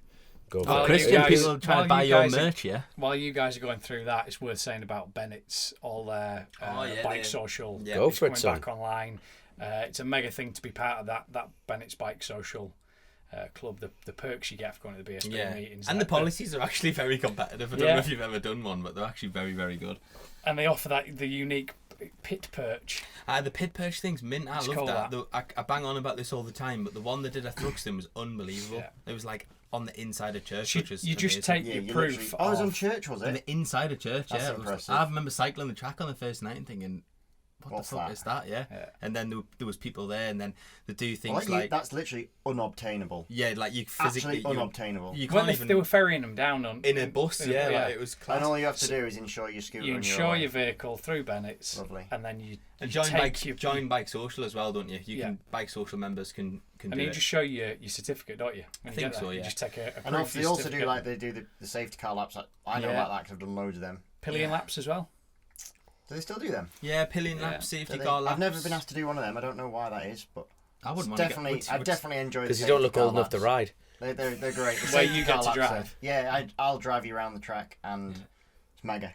Yeah. Pretty Brilliant. cool. So And yeah, the- big even thanks to Bennett's. the pit box thing as well. That's like next level. That because you would never. You wouldn't get that You in World wouldn't- Superbikes. You wouldn't get just that in wouldn't get on MotoGP. pit You lane, wouldn't. could You you wouldn't. imagine Nah, that? no Yeah. way. You just Where wouldn't get it. so what they do is they keep a garage free, don't they? Yeah. And then they corner, I don't know, 6 then or 8 foot out into pit lane so that you can go and experience. And it's all right that in the as mix. well. It's right next to Yeah. Yeah. box number 1, and you always have they ask riders to come down and do Yeah. signings and Qualifying's stuff the like best time I think to be stood there proper. really. Yeah. But yeah, so basically it's really cool, and it's all stuff we don't have time or get the chance to do. So I'm really jealous. Yeah. And it's easy to go and be a part of it by just insuring through Bennett's. Yeah. So I tell you what, there's a good one from Kenny that it will probably open a can of worms here, and I know time's ticking on. But what's your thoughts on FHO not doing the Northwest? surely the regs for the Northwest should follow the TT, which they're starting to do. There's a few similarity differences. But and also, what did Kenny say? Massive thanks again to the whole CTR family. Well, thank you very much, mate. But FHO not doing the Northwest. But Hickman's still going. Doing it, isn't he? Hickman's still going on his own bikes on that side of things, but Josh Brooks won't be there then. But it's like, to be honest, we don't. This is the dangerous side of things. It's like it's a massive team missing out on a huge event, but then. We don't. Huge event side of things, FHO and Peter Hickman are off to Daytona. With Cooper. What a lineup Daytona has got this year. I know this is completely off Patreon topic, but like Daytona looks amazing. It's been a bit subdued, shall we say, for a few years, but there's a serious lineup. Obviously, you've got the normal like American doers out there, but then like Yart are going with the full lineup of Yart riders. Canepa and Hanneke, Canepa, the bikes and Fritz unreal as well, don't they? Have you seen the videos of them? You've got Hickman, Cooper. You've got flipping. It's just a big list. I can't. How do you get to watch that? Now, but how do you get to watch Daytona? What's it on? On a big plane and you fly all the way out there. I don't know actually. How big of a plane? It'll be a Fox. How big of a plane? A big plane. A plane big enough. Not an electric plane. You probably won't get past Washington. Solar panel. You'll have to stop 4 times. You'd definitely be late. I've just started zone now. I didn't even start that one. I've learnt it. That is class. Daytona's going to be amazing. Yeah. With this, do you know, there's so many good Patreon questions. You got any bowling alleys in Daytona? Do you think? Fuck off. Well done. Who's texted that? There's some cracking on the subject of that. There's some actually cracking questions. Sorry. Someone's thanking you for their mum's birthday. Did you two do some videos for them? Oh, Cyril. Yeah. Cyril's mum. It was the big 80. Big 80. So asked for some. She's asking about your merch as well. Am I gonna have more merch? No, I don't think there's any plan for any new merch. No turtlenecks. No. Grace is gonna do a turtleneck. That's it. Apart from that, there's no more Christian Iddon merch. I tell you what, I hope. Other than what I've got right now, which is not a great deal. I'm not big on the merch. I don't have many fans, so I don't have much merch. Bollocks. You've got plenty of fans, man. I tell you what, though, I hope Riding Graphics gets a hold of you. You know how we did the pork pie hat thing. You know, the Bakewell tart. Bakewell tart. Sorry, I hope he puts in a big fucking stupid turtleneck. You know what I mean? And just posts it. So do you know that picture? Do you know the Rock? Do you know the picture of the Rock with the turtleneck on and the fanny pack and the gold chain? That's Christian. There you are. I like it. I tell you, no, but speaking of merch though, we're going to give a shout out to HMY. Sorted out me levers very last minute, and he's working along with Christian and the my team boss, team manager. Yeah, team boss, so team a big manager. shout. Oh, is that his role? Yeah. I've just been on the phone to him today. I didn't know that. He sorted me some leathers out as well. Yeah, Legend. he's stepping up. Hammy's stepping up. Oh, that's class. Didn't realise that. Oh, well done. No, it's a big shout out to him. There's so many people that shout out. It's mental. I like this. Sorry, there's a question here. I'm really going to pronounce this wrong, so I'm sorry. Phino Neale. Is that correct? Have I said that right? Go with it. I'm a bit thick, so we've got 3 pages with them. But yeah, I think this is a cracking question. It says you can pick your own 5 TT riders from any era (in brackets in their prime) to complete a mini mass start around the mountain course, all on modern superbikes. Who are the 5? Foggy Hislop, Joey, Philip McCallan, because he'd just be fucking nuts. Yeah, he's nuts. And McGuinness. I'm not going to pick McCallan. I'm going to say McGuinness, Foggy Hislop, McGuinness, Joey. You missed out all the modern riders there as well. And that's quite. And Hickey. That's quite. What's it? Yeah. No, probably Mickey D. 5's hard, isn't it? I was going to say Mickey. The Mickey D would be prepared to give you a portion, I think. On the way to being the most successful, he's like getting there. But I think Hickey, if he had to just put another 10 seconds in, I think he could find it. He gives that impression, doesn't he? Yeah. I genuinely think if somebody pushed him, he rides as fast as he needs to win, and not to go down a completely another rabbit hole. Yeah. But I just think, fair. Hickey, if he has to pull another 10 seconds, but I just think Michael Dunlop's a bit cool. He's to watch. He's the 2 different. This is the first time I've ever been scared watching a motorbike race. We stood at Hillborough, Hillbury, or whatever you call it, and it's history, Josh. It nearly sucked me off the wall. It was so scary. So gay tonight. You're slapping you his say leg that? and you're calling me. I'm just like, is anyone else going to say anything? I'm kicking him under the table, doing this, going, I'm come trying to keep this on. highbrow, and someone says sucking off. It's so hard. Isn't it? I thought he was going to try and make out with you earlier on. Sorry, I said, hold yeah, we've on, been hold talking. on. This is Christian- highbrow entertainment, and I'm Christian- trying to hold my laughing. I'm Sorry. Christian I didn't forgot hold we had the highbrow. I had the mental age of a fucking 10-year-old in this place. Little boy wheeze, and he's trying to keep What an is, eyebrow. hang on, You know what I mean? It's what like- is the age dynamic? I know you don't want to say. Give us your racing age. I don't want to say. Yes, you do. Go on. Why? He's not gonna. I think you're 35. Bullshit. Older.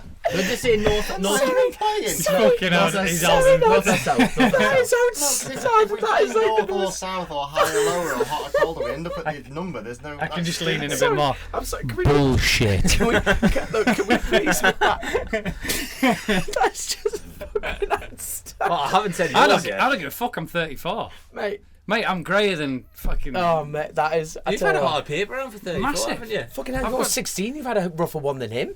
I had a paper round in the 16. Alps on the back of a camel. Yeah, look at the fucking state, mate. I'm absolutely Fucking wrecked, Bullet mate. Bars asked a good question. Do you know what? I was Jason reading is bullet bars And, as well. it hasn't been highlighted, so I'm sorry, Grace. Like Grace has very kindly highlighted the ones. You that beat we me were to gonna it. Go on, you read that one out. It is. 'cause I It's was a gonna good read one. that So like, Oh, class. is the Euro regs going to kill off the 1 litre class as we've seen with the Gixxer Thou and now the lack of production of the R1?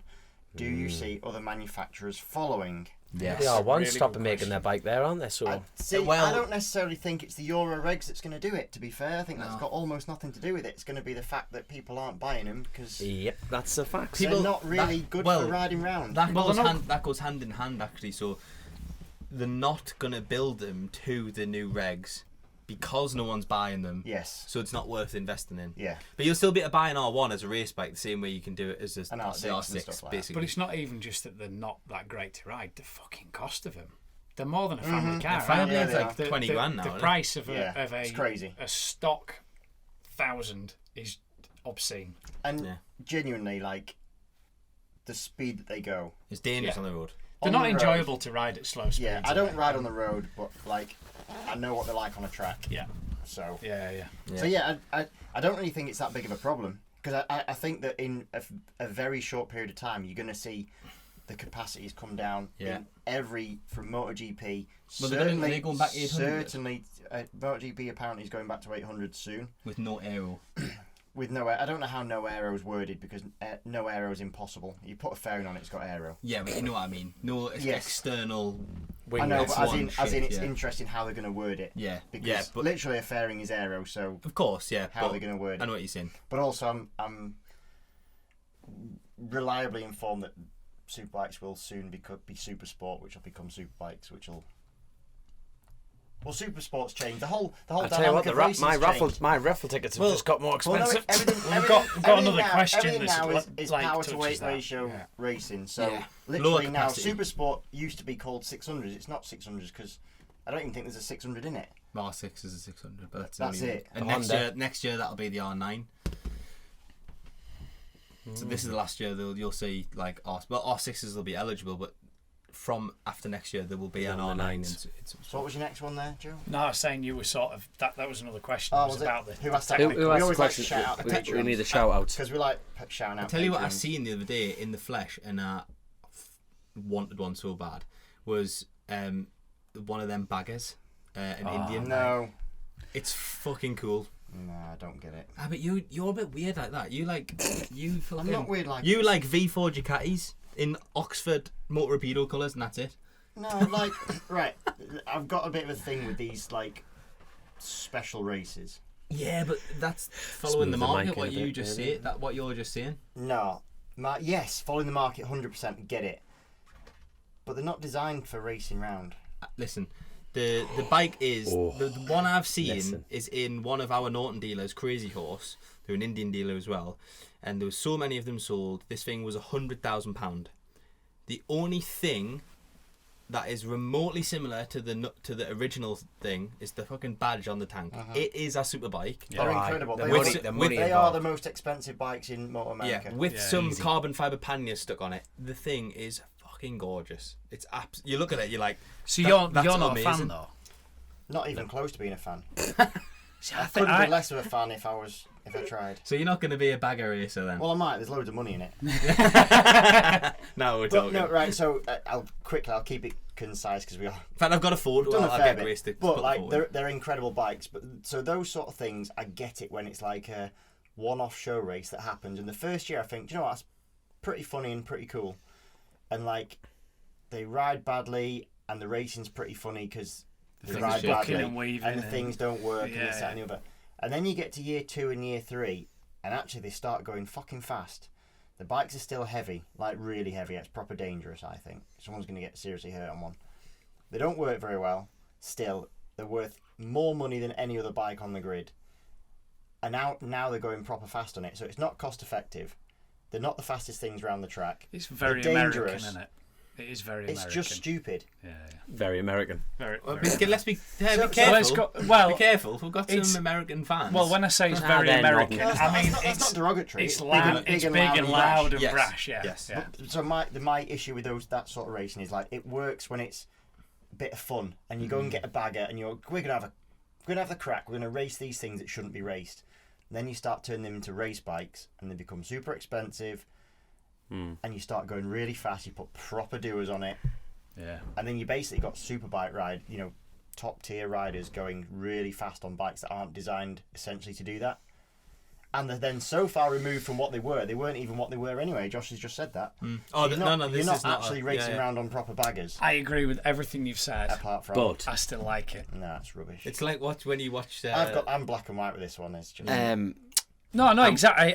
unless anyone in Motor America wants me to ride one for a huge amount of money, in which case I love them. They're not Right, whoa, dangerous. I really like them. Hold on. I've been such a fan all my life of baggering. Your wife listens to this. Yeah, she knows well.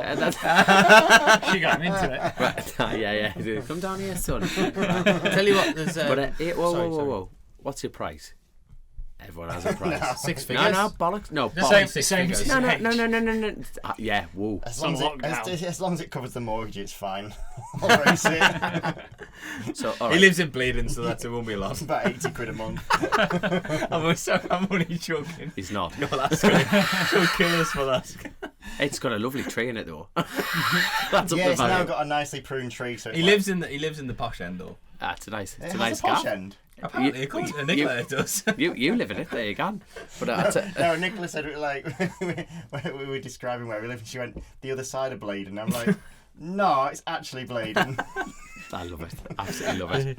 There's a go. No, go. I'm just saying there's a cracking question here from Stephen Fenwick who's asking, are any of us going to be doing any of the Bennetts bike social track days, specifically the one at Alton Park in May? If so, you'll see we're there. I mean, I'll probably go, but I definitely won't be allowed to ride anything after my performance last time. What happened last time? Tell us, Josh. Tell us, Josh. He was riding around on cannonballs. Actually, what I was riding around on was my own adventure bike, which I managed to stay upright on, and then I rode that poor Boost bike. Renaissance Superbike, who's also I know is a fan of the show. He does basically has like replica bikes from the early 2000s. Classic Superbikes. Yeah, Which you can go on cartwheel at any point. and he was kind enough to let me have a go on really immaculately turned out. They are nice, aren't they? They're really nice. Cadbury's to turn out. Boost. They were. YZ F750, which are jumping off at Cascades racing. Fuck this. At least you picked a slow corner. Yeah. There is video footage, but you are not getting it. That is I've class. seen it. Did you show me that? I did send it. Yeah, you shouldn't have. He was Shouldn't have shown riding him. like an absolute cock as well. He fully deserved it. That is No, class. I'm joking. He wasn't right. It was a weird crash to It be was a fair, but weird it was crash. just a freezing cold day, and That's that's why I need a new suit. Yeah, you're not kidding. So as far as the patrons, I think we've pretty much borderline covered everything else. Obviously, thank you Yeah, so we much have for read the. loads. Maggie said happy birthday. Alex said happy birthday. Lots of happy birthdays. Yeah, so we've got Nick H, Aaron Shirley, Jeff said happy Aaron birthday. Jeffs. Yes, Very lot of that. But We've most covered of a the lot other of stuff it. we've covered Oh. loads, haven't we? Loads and loads. So I thought the batteries were going there. Sorry. I panicked there as well. Sorry. But no, Kenny, thank you so much. Harry, sniffing skid marks, that's Will. Thank you so much, mate. Stephen, CJ from America there, so you'll be laughing at the the American comments on that Harry side. asking about the V2, we've fully covered that. I've got a question From from Jess Mortimer. Is Dom doing Christian's spring PT? Well, it started today, and I haven't seen his name in the group. Well, I know what you charge. I haven't done it either, to be fair, even though I'm in the group. You're in the group, But I haven't done the workout yet. I know what you charge. I can't afford these things. It's gone up. There's a cost of living crisis. It's gone up a pound. It's £21 this year. Did he charge you? No. I'm joking. I mean, I can't hack the pace. Don't step up if you can't keep up. You know, as simple as that. Josh has joined this year. Josh is on a real... On a hell bent. I've actually been training very hard. You did a race today, didn't you? I did yesterday? like an unofficial race, but it was a part of the Wearside Triathlon Club who I've been training with. So I'm doing a couple of things basically. I'm with a group called CB Fitness, who's got a gym in South Shields, and he's really, really good. And I'm getting absolutely beasted at those sessions. And then I'm swimming twice a week with the Wearside Triathlon Club, and then we're doing like a mini duathlon series basically until it's warm enough to go swimming outdoors. And we did that on Sunday. It was really, really good, but it was really fucking hard. It would be. Yeah, it was really hard. I've done my. He's not invited because he'd be very good at it. I can imagine him swimming like a brick though. I'm terrible. Brick throwing a parachute, me. That's what I'm Yeah. Class. Did you do the swimming at the weekend then? I did the swimming this morning, but it was It was just duathlon one at the duathlon weekend. on Sunday, so it was a bike run. Although you did send me a picture and you looked very disinterested in the running bit. I had to zoom in on your face because I was laughing a lot. I'm going to look at it now. Send it to Grace. I will send it to Grace. Screenshot. Send it to Grace. 100%. It was just death warmed up basically. It wasn't great. Absolutely love it. Yeah. Absolutely love it. But I tell you what, I'm very conscious about time here, and people will be probably booing and saying, "Oh, why can't we keep going?" But hey, this is what podcasting's about for me. It's just getting together, having a laugh, and constantly I've loved it, lads. Thank you so much. You've made it a cracking birthday. Here we go. Where's this photo? The face of joy. That is the face of regret. You bastard! Right, That's going straight to Grace. That should be up now. So Yeah, anyone that's just listening, Blow just up the click screen. on exactly this timestamp and have a look on That's the what his screen. face looks like when he looks down. It says 3% charge on the dash. That is the face. I'm gonna siphon all the fuel out of your car. What are you gonna fucking do with it? That is amazing. Have we got any housekeeping to do? A little bit more house. So obviously, thank you so much about Mark Betts, Dawn Helmsley, Ryan Gosside, TT newcomer this year. Oh, is he doing yeah, the I see TT? that. Yeah. I've seen So that. class. it's going to be interesting how he gets on. He's going to love every second of it. Then we've got Michael Harrison, Steve Jacks. He's part of my 130 club this year. So looking forward to that. Part of the perk of joining the 130 club this year, it's actually the bomb squad now, but he aims to try and get over 130, so it's £131 for the membership this year, but you get a free Is that how draw much to the it is, by raffle. the way? 131, but Okay. you get a coffee tumbler, t-shirt, stickers, and That's pretty cool. and like Yeah, Facebook. The club scene side of things. You know what I mean? But we've got Greg Harris, we've got Jess. Bloody hell, I'm trying to think. I think we've actually read Bullet Baz. I like that name. That's crack. Julian Rose. I think we've read Baz everyone's comes name. on a few track days to Croft. I've seen him a few times on the Whittam days. There you are. See, you got to keep it local. But no, as far as the housekeeping, obviously we talked about Bennetts and all the benefits on that side of things. But Bennetts are a massive part of the show. OMG Racing, Alan Garner, he's got some fantastic news after everything that he's been going through. But that's up to the OMG Racing team to announce that when they want to. But it is some That very sounds good news. positive. That was cool. Yeah. So I didn't want to. You can't deliver that any other way. But it's up to them how they want to deliver it. But it's good news. It's good news. So brace yourselves on that side of things. Also, JCT, who we talked about, Lee Johnston, personal sponsor of them, and it goes without saying we wish Lee a super speedy recovery. Yeah, You know all what the I best mean? to Just Lee, yeah. just for himself, because the lad is getting dragged through hell. Not going through, he's getting dragged through it. And if anyone's going to get on the other side of it, it's Lee. So let's keep everything heading in the right direction from. And JCT still a sponsor of. Yep. So Lee, yeah. so As well as the pod. Well as the pod, they got in touch with Grace, and they've got a good rate. They just want the show to continue. I seen his on the side of the M1 today. Actually, he's got a banner up on the side. I've seen it. Or whatever motorway I was on today. I've seen it up a few times. Oh, well, they are. No, but so they're about but obviously all these firms like I've got links. Please show the support, because like I was saying at the beginning of the show, is we are a free service, but this free service wouldn't happen without the support of the patrons, without the sponsors. It just wouldn't happen. So it's these amazing people who are providing this for you lot who are listening. So that goes without saying. And if you're a lady, check out on Days on the Dirt. That goes without saying. Days on the Dirt on Instagram. And I was just going to say as well, in June, Grace is going to be finishing school, and she's going to wants to go into doing media as a full-time job. So if there's anyone listening who wants someone to help with their media side for the business, get in touch. And she's pretty good at it. Grace she is, very, very good at it, and this is why we all want to support what she's doing. She's got some talent there, and so anybody. Well, not only did she make Dom look good on video, she also made you look good on video, which is saying something. That is saying something. You deserve that for all the shit you gave me tonight. Just Hold on, is that your comeback? That's pathetic, isn't it? He's been 2.5 hours, and that's what he comes back with. That's his big finish. He went. I feel so sorry for your lass if that's your big finish. fucking hell. And on that note, She didn't have to wait 2.5 hours, did she? Athlete. But I tell you what, I'm gonna have to read this out because Grace has, God love it, typed this all in. So it's Days of the Dirt, all women introduction to off-road riding and motorcycle in general, flat track or motocross sessions available, suitable for someone that's never ridden a bike before or has basic understanding.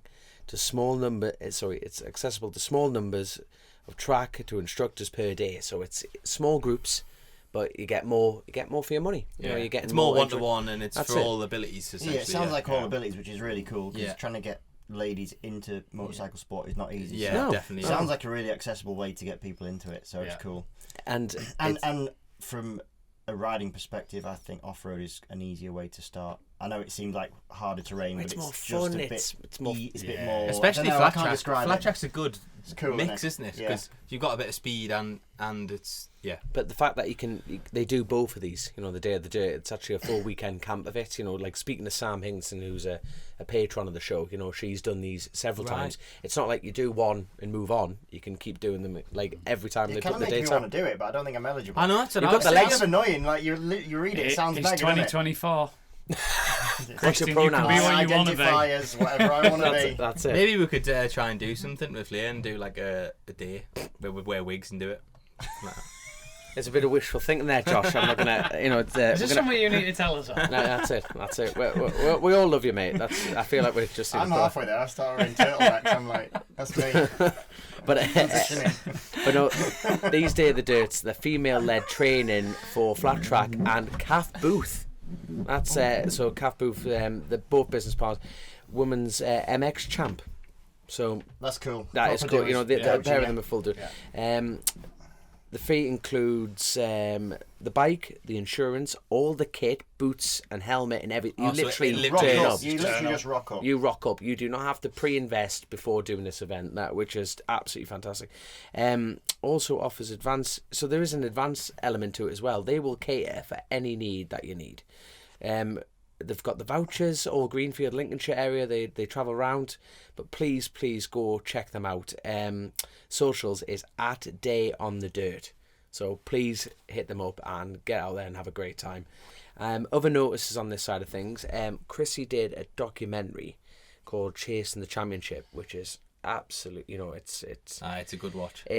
Put it this way. I actually remember the day he sent it me pre-release, and I watched it while I was spinning. I had to sort of get off and watch it properly because it was mint. I was fully involved, fully engrossed in it, invested. I needed to concentrate. It was mega. And is it free now if you've got Amazon Prime? Yep, it's free on Amazon Prime, and it's so close to help get to 1 million minutes of viewing time. So it's nearly there, is it? It's nearly there. And Dave Boom, who I think I'm pronouncing his name wrong, he'd be laughing because he listens to all the shows, but Dave, Chrissy were really good friends, and it'd be fantastic to get it over that hurdle because Dave returns that back into the sport, and we've all got to help each other out on that side of things. It is a great watch. It's fantastically well produced. It's just wonderful. Yeah, there we are. But no, as always, we're always looking for individual sponsors for each show, and yeah, please get in touch with Grace. And bearing in mind, Grace is the queen of the pod. This is a family's, Chrissy's legacy. And it's something as simple as getting in touch with Grace. Which is, you get that connection. We're sitting here, we're the ones like having the crack and stuff, but Grace works her absolute arse off. Well, she's got to sit and listen to us for 2.5 hours. No, she's got to edit all of this. That's she it. Does every single one that sits and goes through it all, puts together the YouTube video, puts together the audio. And she will be looking at the time going, you dickheads. How deep are we? Josh, do you want to answer that? No, 2 hours stops. 42. Oh, 2 hours she's a 42. She's a biggie. We're up to bump stops. We are up to the bump stops here, but honestly, lads, yet again, it's been absolutely class. And thank you to everyone listening, and stay tuned to the next one. Catch you later, guys. Cheers. See you.